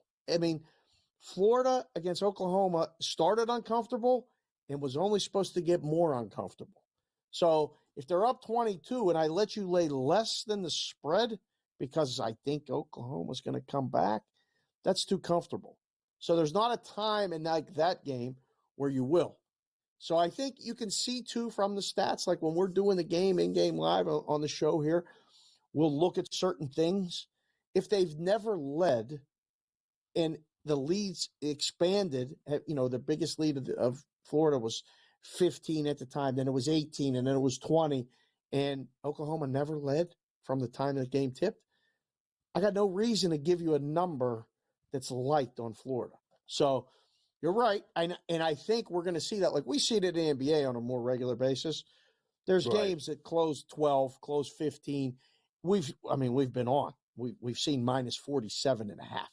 Like there's games where we see gigantic numbers. We're going to start to see that in college. These last couple of weeks, as we get close to conference tournament week and the NCAA tournament week, bad teams are going to be bad. That number's not going to get comfortable. I tell you, I can't wait to see some of these lines in these NCAA tournament games. My thinking is, man, I'm just going to bet the underdogs, outside of 1 versus 16 to 215. But I think there's probably 3 or 4 top teams, and then from 5 or 6, we'll say, down to 50. Those teams just throw in a hat. They're all the same. I mean, look at tonight. BYU is killing Kansas already. And Kansas is – I don't know how Kansas is still ranked 23rd in the country, but they got them by double digits, 25-12, right? I mean – I think we'll see it. Now, the thing that makes the NCAA tournament, I think, really hard to beat is the neutral courts. Like right now, we're still in home courts and stuff like that. As the SEC's proven and Texas A&M proved tonight, going on the road and winning in the SEC is very difficult. And you're going to have, I think, betting opportunities between now and the second week of March that we'll talk about here. I mean, there's going to be good numbers, and it's okay to lay the favorite sometimes. Yeah. LSU, our black cloud of the day, up 10. Why?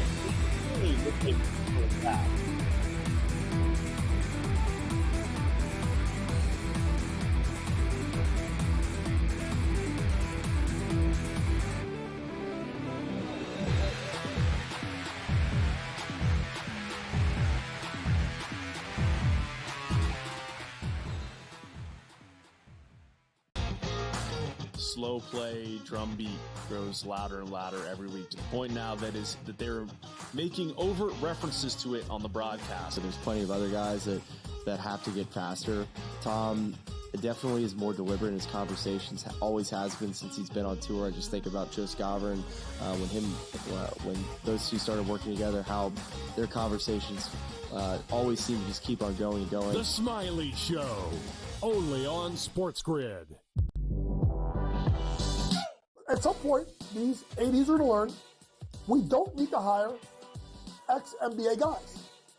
I need guys with college experience who's gone out and recruited, who know how to develop talent. NBA guys with no college experience don't work in college basketball. I understand they run NBA-style offenses, but it doesn't mean they can run college programs.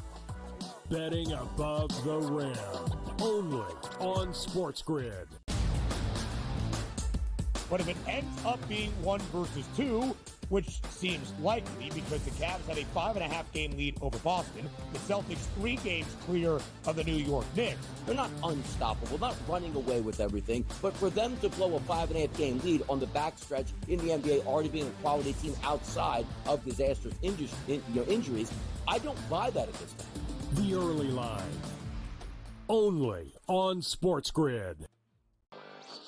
Patino himself, in a clip that we just played, said basically the stats are not backing up the team's wins. St. John's is offensive glass. That's where a lot of opportunities for St. John's came from. St. John's does not shoot the basketball well. It might even be fair to say they shoot it poorly. They were 3 of 16 from deep last night, but it doesn't seem to matter to them. Newswire, only on SportsGrid.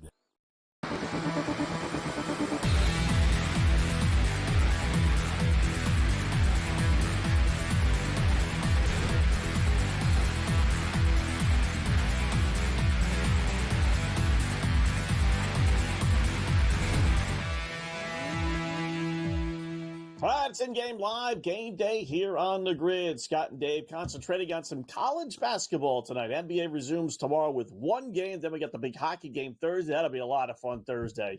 I'm not sure what the NBA and college basketball did as far as clearing the slate is concerned, but that'll be our main focus Thursday. So college hoops today, David, and kind of like we were talking about, with the Florida game, Iowa State's been crushing Colorado basically from the outset. They're up 21, 55-34. Yep. And they're doing the same thing. They're not giving you, that line closed, 17-18. They're giving you 24.5. So, they want Colorado money. Clearly, they don't want Iowa State money, right? Correct. Yeah, no. This is one of those ones you probably have a position already on the favorite going in, which sometimes might dictate for some books. If you're really heavy on the favorite or you have dog money, might dictate whether you move that number a little bit more or less aggressively during the game, in-game, as it's going like this. But, yeah, this one screams like, look, we don't need any more Iowa State money. We're good. We're going to lose on the game. I don't need to lose double or triple. Keep the number high. Keep them off it. And, let's keep it moving. That's probably what's going on there. Mm-hmm.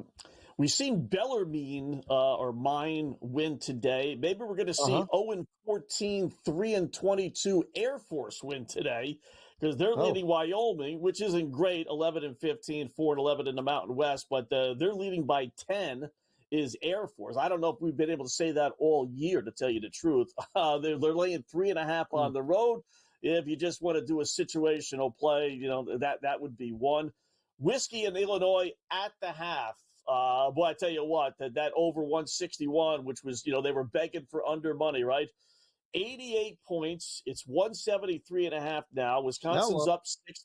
They're not. I got the game on. I mean, every time I turn around, someone's hitting a 3-point shot. I mean, it's just like one bucket after another. I don't know what both these teams are shooting, but Whiskey laying 6.5, a little bit more than the 3.5 it was to start the game.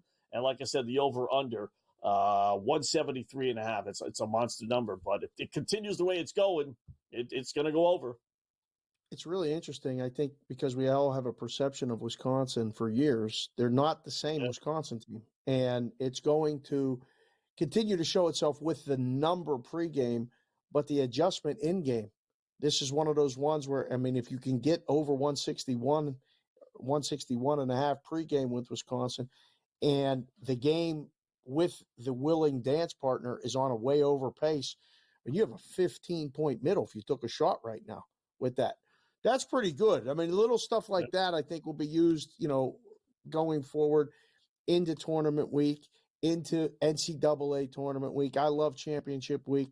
It's going to be a busy time, here on the grid. It's a busy time for a lot of people as we morph into the officially second halves of these NHL and NBA seasons. And, by the way, baseball, we'll be looking. Did you see the Vlad news today? Did you see that? What do you think about that? Where's he going? I tell you what, if I'm Toronto, I'm trading him, right? I mean, and I'm not a big trade the guy before you get him, you lose him for nothing. I'm really not. But they're not. I mean, they think they're a win-now team, but boy, they're in the toughest division in baseball. I don't think they're really that good. And his numbers, right? Whatever they are, if you're not going to pay him now, why would you pay him next year, right? I mean, if he's asking for $50 million for 13 years, we'll just say, a $700 million contract like Soto got, and that's probably what he's asking for. I mean, if you know in your mind, I'm not paying him, so why would you hold on to him when if you trade him now? Even if you trade him at the trade deadline, the value of him is going to go lower and lower and lower. I would get rid of him now. The question is, would you pay him? I mean, I don't pay anybody. I don't care. Babe Ruth rose from the grave. I'm not giving him a 13-year, $50 million contract. I'm just not doing it. Now, that said, would you do it? Would you give him that kind of money? Because that's what he's asking for. I don't know if I would. For me, it's the terms, the length of the deal. Right. If you're going to – I mean, you're at that age where I get to get a healthy, relatively – productive in that range, mid to late 20s, okay. But you get 5 years. I can't give you 10. I'm impressed with these agents able to get these 10-year contracts. And, I mean, the Shohei contract, the Soto contract, even going back to the Trout contract. That's impressive. I don't know how they got those deals done. I don't know. Yeah. It's nighttime in Pittsburgh, Ohio, that I'm a Pirate fan. I'd love to see go to a place like Pittsburgh and start over and build a team around him. But at this point, I feel like he's going to the Yankees or the Mets. That's where everybody's going. He's going to be a Yankee or a Met. I can't believe the Mets would do another crazy contract. I mean, that would really be pushing it. Yankees, they got Goldschmidt for 1 year. He plays first base. That's where Vlad plays. That would be the perfect opening. The thing that's scary about Guerrero Jr., and I would take him, but again, not at his asking price. He's up and down. That's scary. He's not consistent. Last year, he hit 323, 30 homers, 103 RBIs. The year before, he hit 264. The year before, he hit 274. The year before, he hit 311. And then the year before that, he hit 262. I mean, his swings are major. So if you get him locked in for 10, 12 years, who's to say he's not going to be that 264 hitter, not the 323 hitter? So I think, I don't know. He's the guy that's with another guy, I think, tremendous. But if by himself, might probably disappoint whatever terms you come to in a contract. It's interesting. I mean, baseball, it's Dodgers and everybody else. And, I mean, you're in New York, and it's Yankees and Mets. When you look at the teams, everybody's kind of forgetting about the other teams in the NL East. The Braves and the Phillies are pretty good baseball teams. ready to be right there. We've said all those teams. The only one in the American League we said was the Yankees. I think somebody in the American League makes a play or brings him if it's real, and it really ramps up the expectations and or possibility to do something. I mean, the AL Central is right there for somebody to just do something to try to, overtake Cleveland. It's Cleveland and Detroit, and then what? Kansas City's right there. The only team that has shown just a little bit of interest in giving a contract out like that is Detroit. But Cleveland's not. Kansas City's not. Minnesota hasn't. He wouldn't sign with the White Sox, I think. So Houston's letting every good player go because of money. So Yeah, they're not. Seattle, Texas, maybe. I could, this has got like Prince. Remember the Prince Fielder contract that was Texas Rangers or Milwaukee? Milwaukee, right? I mean, this has got Prince Fielder written all over it. I wouldn't do it. Wow. But that's me. Could I see San Francisco? Right, that's been trying to throw money around left and right, whether it's Soto, whether it was Judge, whether it was Ohtani. He's got to get it. Someone next year is going to give him $50 million over 12, 13 years. I don't have. If I was him, if you're not willing to do it, Toronto, you know what? I'll wait. Somebody will. Cam's in Toronto, so we'll ask him because he's on next segment. I'm just curious what Cam will think about. Does Toronto step up and pay him? Because how many times has Toronto been like right there? They had a nice nucleus. They had the pitching staff, and they got passed by. Now, I mean, they lost the playoff game, and Cam was there. He's told the story many times. It was crushing. But nothing's been the same in Toronto since. Now you're going to let this guy walk over the difference of what, $50 million? Like, you don't have it? I don't know.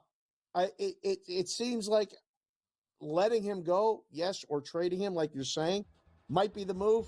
I'm not so sure. We'll talk again when we come back to Get Live Game Day.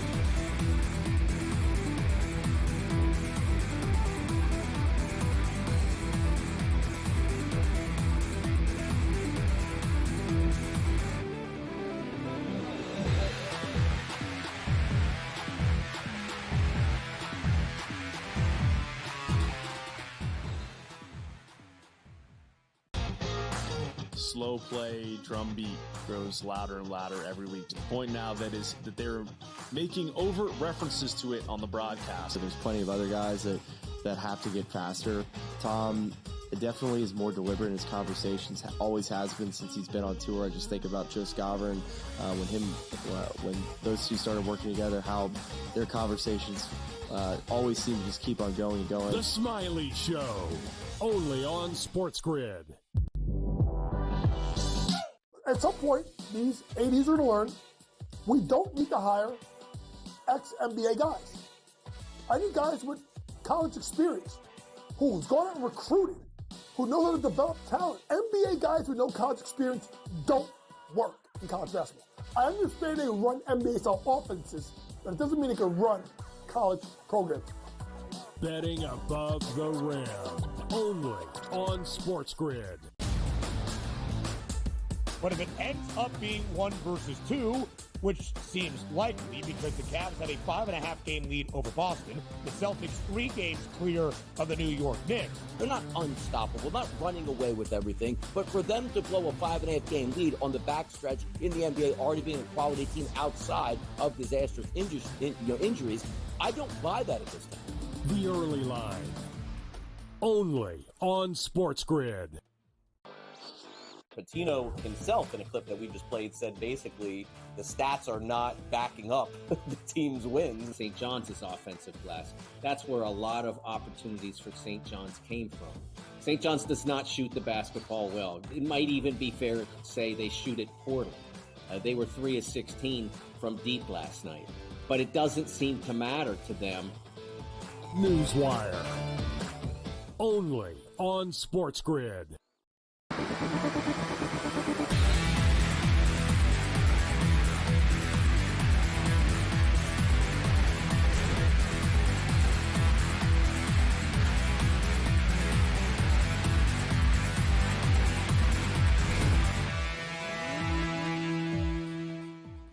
it's in-game live, game day on a terrific Tuesday. Things going fairly well. Don't want to jinx it. Let's bring in our next guest who's got some money to burn after he cashed a 22-1 golf ticket this past weekend. Our good buddy 30, Scott. 30. I got a little 30? boost on Ooh, it, too. Yeah, even 30. better. I got a really good number. Usually Carver, I'm like, how the hell did you get Jake afternoon nap at 40? And I got like 35 or 33. But I was the guy this week that found the A-Berg. And, man, it was beautiful. Nice. I gotta tell you, Scott, that kid's the real deal. Then he goes on a plane, has a couple coffees. There could have been some, Swedish coffees, wink, wink, wink, the Baileys or whatever the hell's in. I don't know what their liqueur in Sweden is. Guy comes out there and hits like beautiful shots on the TJ. The next night, after he wins the tournament, he parties, gets on a plane. Go to be young again, hey guys? Or you could just rip it up and still get it done on national TV. But so far, a good night, guys. Michigan State. Shout out to the Steamroller last night on Sports Rage with me and Gabe. We talked about Sparty last night. That was a nice win against Purdue. Very good stuff early. The live games, all the favorites that were down. Pitt came back. UConn, what a game. Villanova and UConn. I thought for a moment, I'm like, are these guys going to lose this game? And then right at the wire, kind of like a horse, they got it done. So those favorites coming in late, guys. And we talk about the beautiful thing. In the old days, you just sat there and get pummeled. Now we can do some things, manipulate some numbers. Thank God for live betting, because the world has changed. I used to just sit there going, okay, I know they're not covering. The money line looks good. You know what I mean? As I told you, Dave, with my pen and paper doing the math, now it's like, hey, we can find a middle of this game and stuff. It's for all the bad things there's a lot of positives as well. Let's just put it that way. There is. It's just record keeping can be tough. I know what I do, Cam, a lot of times I'll grab, a blank, either back of a parlay card like this, that's blank, draw a line down the middle and say which side, how much I got on this side, how much I got on this side, and try to focus on one game. Now, when you add multiple games, you need to go to legal size piece of paper. Oh, have you seen me in game at night? That's what I'm saying. There's small communities. That's what I'm saying. That's what I'm saying. It's all over the place. So you really, managing and bookkeeping it is as hard as making the bets. But everybody has a system. Look at the game tonight. There's one game left that hasn't started. UCLA is playing at home against Minnesota. It's a big spread. It is a lot of points, but the total is not a lot of points. Side or total in this one for you at all? I would look to am I missing something here? And I know Gabe plays more overs than I do, but 131.5 looks a little bit light, even for a Golden Gophers and Bruins game. I have a lean to the dog in that game. But Dave, the game that I liked earlier, I like fading Kansas away from home. I like BYU in this spot tonight. It's kind of troubling because I think a lot of people who bet college basketball are going to be on it, but we got a better number last night. But I just want to bet Kansas away from home. We talked about Hunter Dickinson last night with Gabe on the show, and Bill Self even says, this isn't the same. You can tell, like, this is not the Jayhawk team that can make a run. They're okay, but they're not like the Kansas teams of old. BYU is a very dangerous team at home. Like, it's a very tough place to play. We've seen it before, so I like BYU in that spot. I just hope I don't get burned. Think alike.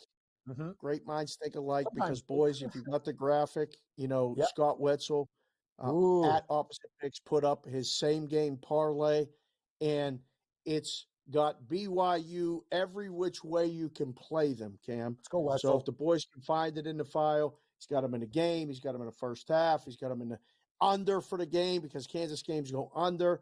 So, look at that. That's a nice four-piece plus 483 coming off a win last night. I like it. Race to 50 points. BYU wins it.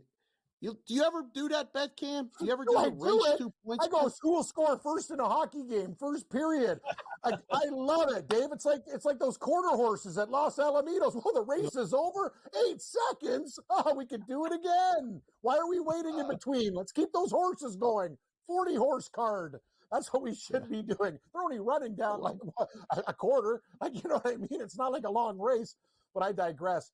You guys talked about Vladimir Guerrero, an interesting spot. I would love, here's the deal. There's a lot of Blue Jay fans, and they're good fans. We're good, you know what I mean? We've been through a lot. Gone are the days of the 90s Jays when they were owned by a beer company, Interbrew, and you picked up Dave Stewart, David Cohn, Ricky Henderson. Whatever the team needed to do, they were mercenaries like the way the Dodgers and Mets and the big spending teams are now. That used to be the Blue Jays of the 90s. But Rogers has got money. And I know Vladimir Guerrero says he's basically not in the hemisphere, you find a way to make it work. But I'm going to tell you something really dangerous. You know what team would actually break my heart and actually might make a move? Boston makes a lot of sense to me. The guy hits 360 at Fenway. Have you seen his numbers at Fenway? He crushes. Like when Vladimir Guerrero goes to that park, it's on. Just the way the park is, the way he is, like he has fantastic astronomical numbers at Fenway. Another team. Wetzel, do you want him? Wetzel, do you want him as a Red Sox guy? Well, I want him, but I don't want to pay him $50 million for 13 like he's going to get. Game say it's not your money. It's Boston's money. It's not from you. You're not ripping your wallet in the New Balance. Come on, Wetzel. Google Prince Fielder. Google Prince Fielder. My franchise will be dead. Who cares? 10 years. It's not your money. It doesn't matter. If you want to make your team stronger, who cares? It doesn't. Like the Mets, I'm telling you, the Mets might go and do it. Just say, you know what? We have to be crazy like the Dodgers and turn this into like Star Wars here. Why the guy hit 264 2 years ago? Why did he hit a lot of stuff? 274? He gets very eager at the plate. He hits a lot, but he also hits a lot of dingers. He hits a lot of doubles. He does a lot of things well. Good team. I think, you know what, and the way that park, the dimension of Boston, it just makes so much sense to me. But you don't want to trade a guy within your division, which is absolute suicide. But I'm telling you, that would be a disaster. But if I was Boston, I'd be on the line. The thing about the Blue Jays is you can't lose a player and get nothing for him. That's the whole thing. So they better figure this thing out quick. If they lose this guy for nothing, people will snap. That'll be the end because they're just hanging on by a thread right now. So we'll see what happens, guys. So I guess we're on BYU tonight, Wetzel, and the race to 50. Yes. Let's roll. Definitely. Okay. How about this one real quickly? Pittsburgh. Virginia Tech has 11 points at halftime against Boston College, giving it a team total of 49 and a half. Are they going to score? Can you repeat? They have 11 points at the half? 11. At the half. Are they going to score 38 with points? Valencia on point? Like we can get 16, can't we? Oh my God, that's pathetic. Under, but it's going to go over. Scott, watch them score like 47 in the second half. Sounds like a trap. No, shit. Game again, top of the hour. We got it.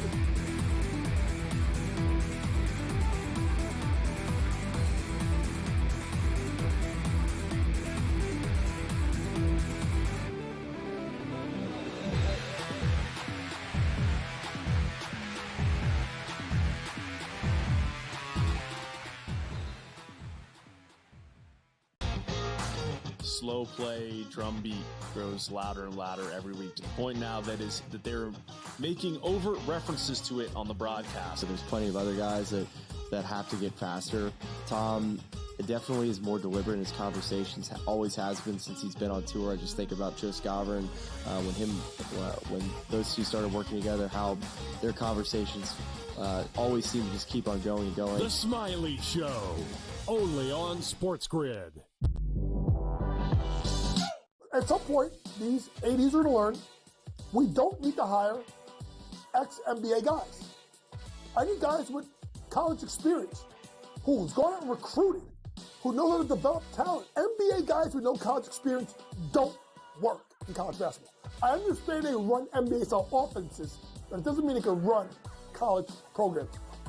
Betting above the rim, only on SportsGrid. But if it ends up being 1 versus 2, which seems likely because the Cavs had a 5.5 game lead over Boston, the Celtics 3 games clear of the New York Knicks. They're not unstoppable, not running away with everything, but for them to blow a 5.5 game lead on the backstretch in the NBA, already being a quality team outside of disastrous injuries, I don't buy that at this time. The early line, only on SportsGrid. Patino himself, in a clip that we just played, said basically the stats are not backing up the team's wins. St. John's is offensive glass. That's where a lot of opportunities for St. John's came from. St. John's does not shoot the basketball well. It might even be fair to say they shoot it poorly. They were 3 of 16 from deep last night, but it doesn't seem to matter to them. Newswire, only on SportsGrid.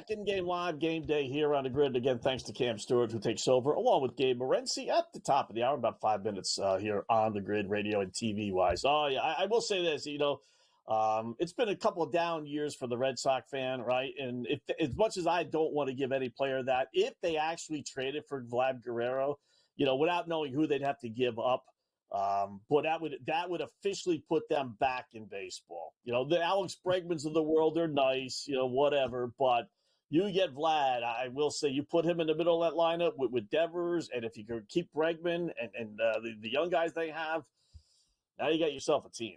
So, but I doubt it happens. I mean, it's nighttime in Pittsburgh behind me. I'm a Pirate fan. It pains me to get to this point in the year, and you're a Boston guy. You like the Celtics; they're the best team in best team in basketball, champs, returning champs, defending champs. Now I saw the smile, I saw the twinkle in your eye, going, "Oh, yeah, it looked good in Boston." You're trying to pretend like you don't want to give them the money. Cam's right, Gabe's right. It ain't your money. If your team goes and gets them, go get them. That would make Boston, yes, that would make it very interesting again. And I think that second place in the division is open. I mean, when you look at the season wins, the Orioles is about 88.5, 89.5, just under 90. They lose their top two starters. I don't know what to make of them. Toronto's got a lot of things happening. I don't know how this is all going to work out. Tampa's always going to be Tampa, 500 Right. lurking around there, whatever it is. There's an opportunity for the Red Sox to be the second best team and challenge the Yankees. That would be fun. But, I mean, does anyone ever call from Pittsburgh? Do you think they say, hey, Vladdy, come here. We'll put you on the side of a building. We'll call PNC Park the house that Vladdy built. Like, come play with the Pirates. We got Skeens. We got a great young pitching staff. You can be the cornerstone here. I mean, that would be awesome. I would love to see them just do something like that. It's not going to happen. I just wanted to dream there for a second. Thank you for allowing me to do that. Thank you. That's okay. Thank you. Teams like that, almost the entire NL Central, just say, all right, let's make the playoffs and then hope for a miracle. Let's either win the division, become a wild card Could he team. go to the Cubs? Could he go to the Cubs? I could see them spending. There's some teams that'll spend. It's not just the Stanks and Dodgers and Mets, whether it's San Fran, whether it's Texas, whether it's Seattle, Cubbies. Yeah, they all got money to burn. That's what I said. If it's not Toronto, then listen, it stinks, right? I'm sitting here saying I wouldn't do it, but if you want to be a Major League Baseball team, that's what you have to do. Or, like I said, trade them. I mean, I like the Yankee team now versus if they would have gotten Soto and not done all the other moves. I'll take that $50 million and spread it out over 2-3 guys. But if you're not going to spend it, then, you're not going to spend it. Right. Speaking of Boston, all right, so it's Boston College 26-11 over Virginia Tech at the half.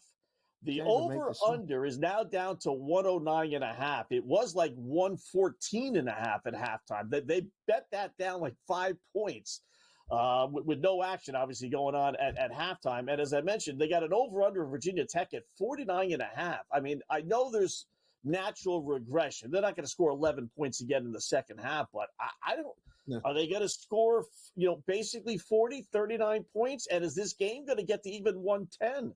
I mean, that's 67. That's 77 points after having 37 in the first half. I think I'd still bet the under even 109.5. 5 of 25 from the field, 1 of 8 from 3. They've only been to the free throw line twice, and they missed them both. They're actually out rebounding BC, which is hard to believe. But 10 turnovers to 4. 2 second chance points, so 1 back tip in. They've led the game by a point. That's their biggest lead of the game. Nah, this one's done. I just want to point out this game closed 142.5. So for all of you out there that think the books know and the odds makers know and a football game is 3 all week and it finishes 24-21 and everybody goes, how did the book know? Remember, there's nights like this where they made BC and Virginia Tech a total of 142.5, and they're not even going to score 100 points. Wetzel just said. That's amazing. LSU by 14 at the half, looking good. BYU by 20 at the half, looking real good. Do it again tomorrow, folks.